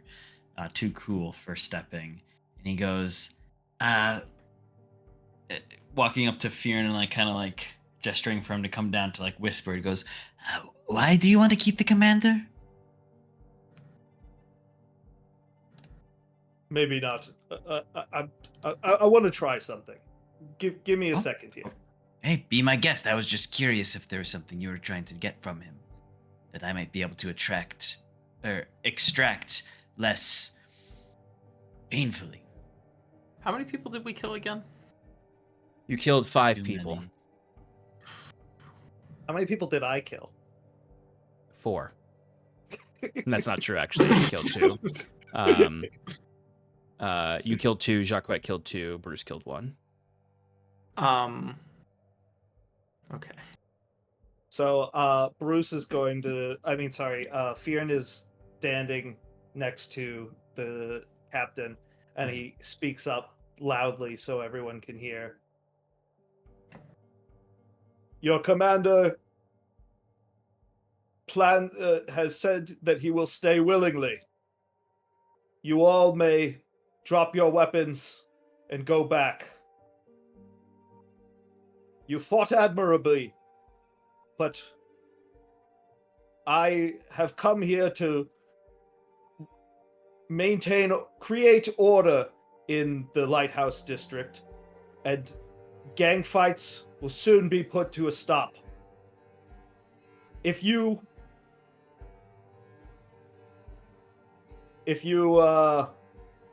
surrender yourselves and if you wish to stay and surrender yourselves, we can discuss peaceful arrangements with the Ulumno Defiance. If you leave those doors now, you'll be marked as an enemy." Wait, say that last part again? If you leave those, if you leave those gates now, you'll be marked as an enemy. I'm speaking to all of the people that we're letting free right now. So are you trying to get them to leave or stay? I'm trying to get them to stay. Is the idea? Okay. I'm saying that you can go back to your Ulumno Defiance friends, and maybe you can regroup and take this place back and maybe get some control.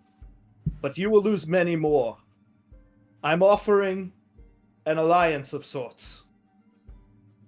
Temporary, maybe, but I hope that it will be something larger in the future. Give me a persuasion roll.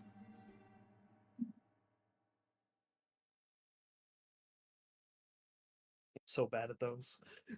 I got a 2. This had a very high DC anyway, because as opposed to like Chroma Fist or even the Syndicate, or honestly even the Aradunai, like these are soldiers. They're much harder to get them to desert than common criminals. I was hoping they were mercenaries and I could just pay them, but guess at not. one point they were mercenaries, but as your contacts have told you, the Ulumno Defiance is trying to reclaim their honor, and leave the crime scene behind, so to speak. So they all look directly to their commander, who just gives them kind of like a stoic nod, and they leave their weapons, and go and collect the bodies of the 5 comrades that you killed.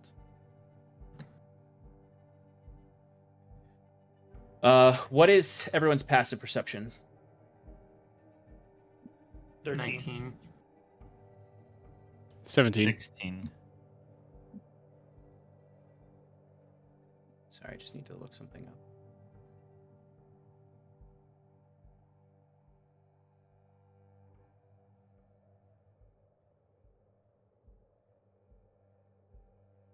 I hope the Wild Flame's okay. There are actually 20 other guards that are just fighting them below. Reardon died hours ago. They've been fighting for For days.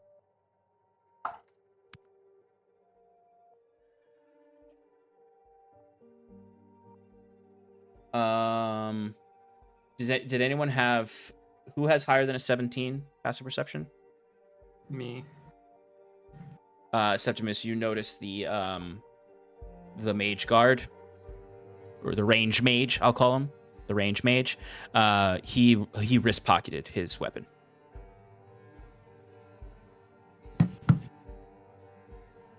What weapon was it? The limbless crossbow. Ooh.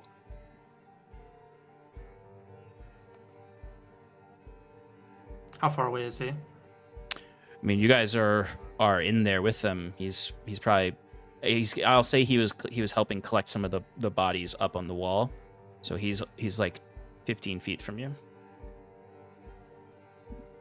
They're literally just bringing the bodies down from to the courtyard. He starts when he starts to kind of walk away. Septimus will approach from behind, hold out his staff with the crook crescent hook, and hook it on his arm. And just say, "Don't do anything stupid."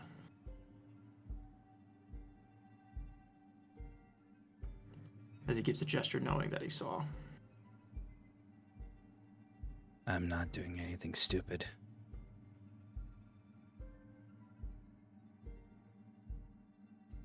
There's nothing in my hands.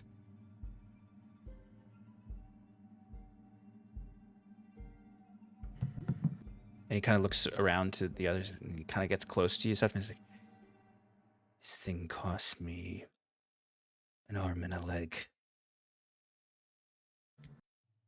Please."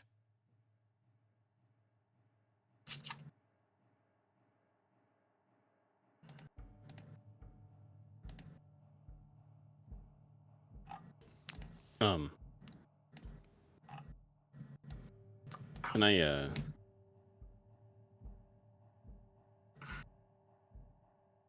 Can I see that he's using a wrist pocket? You don't know what's going on. Septimus is the only one who saw that he used the wrist pocket spell because he stealthed it. Got it. Okay.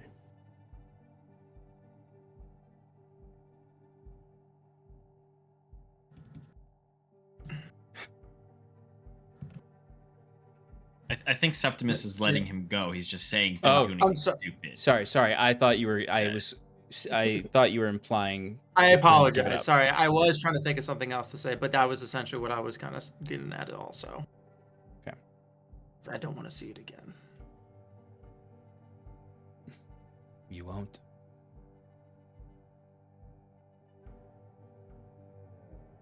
And the remaining, besides the commander, leave with their dead.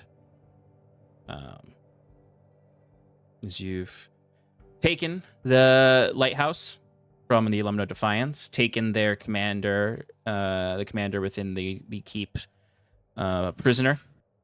And I think that's where we're gonna end tonight.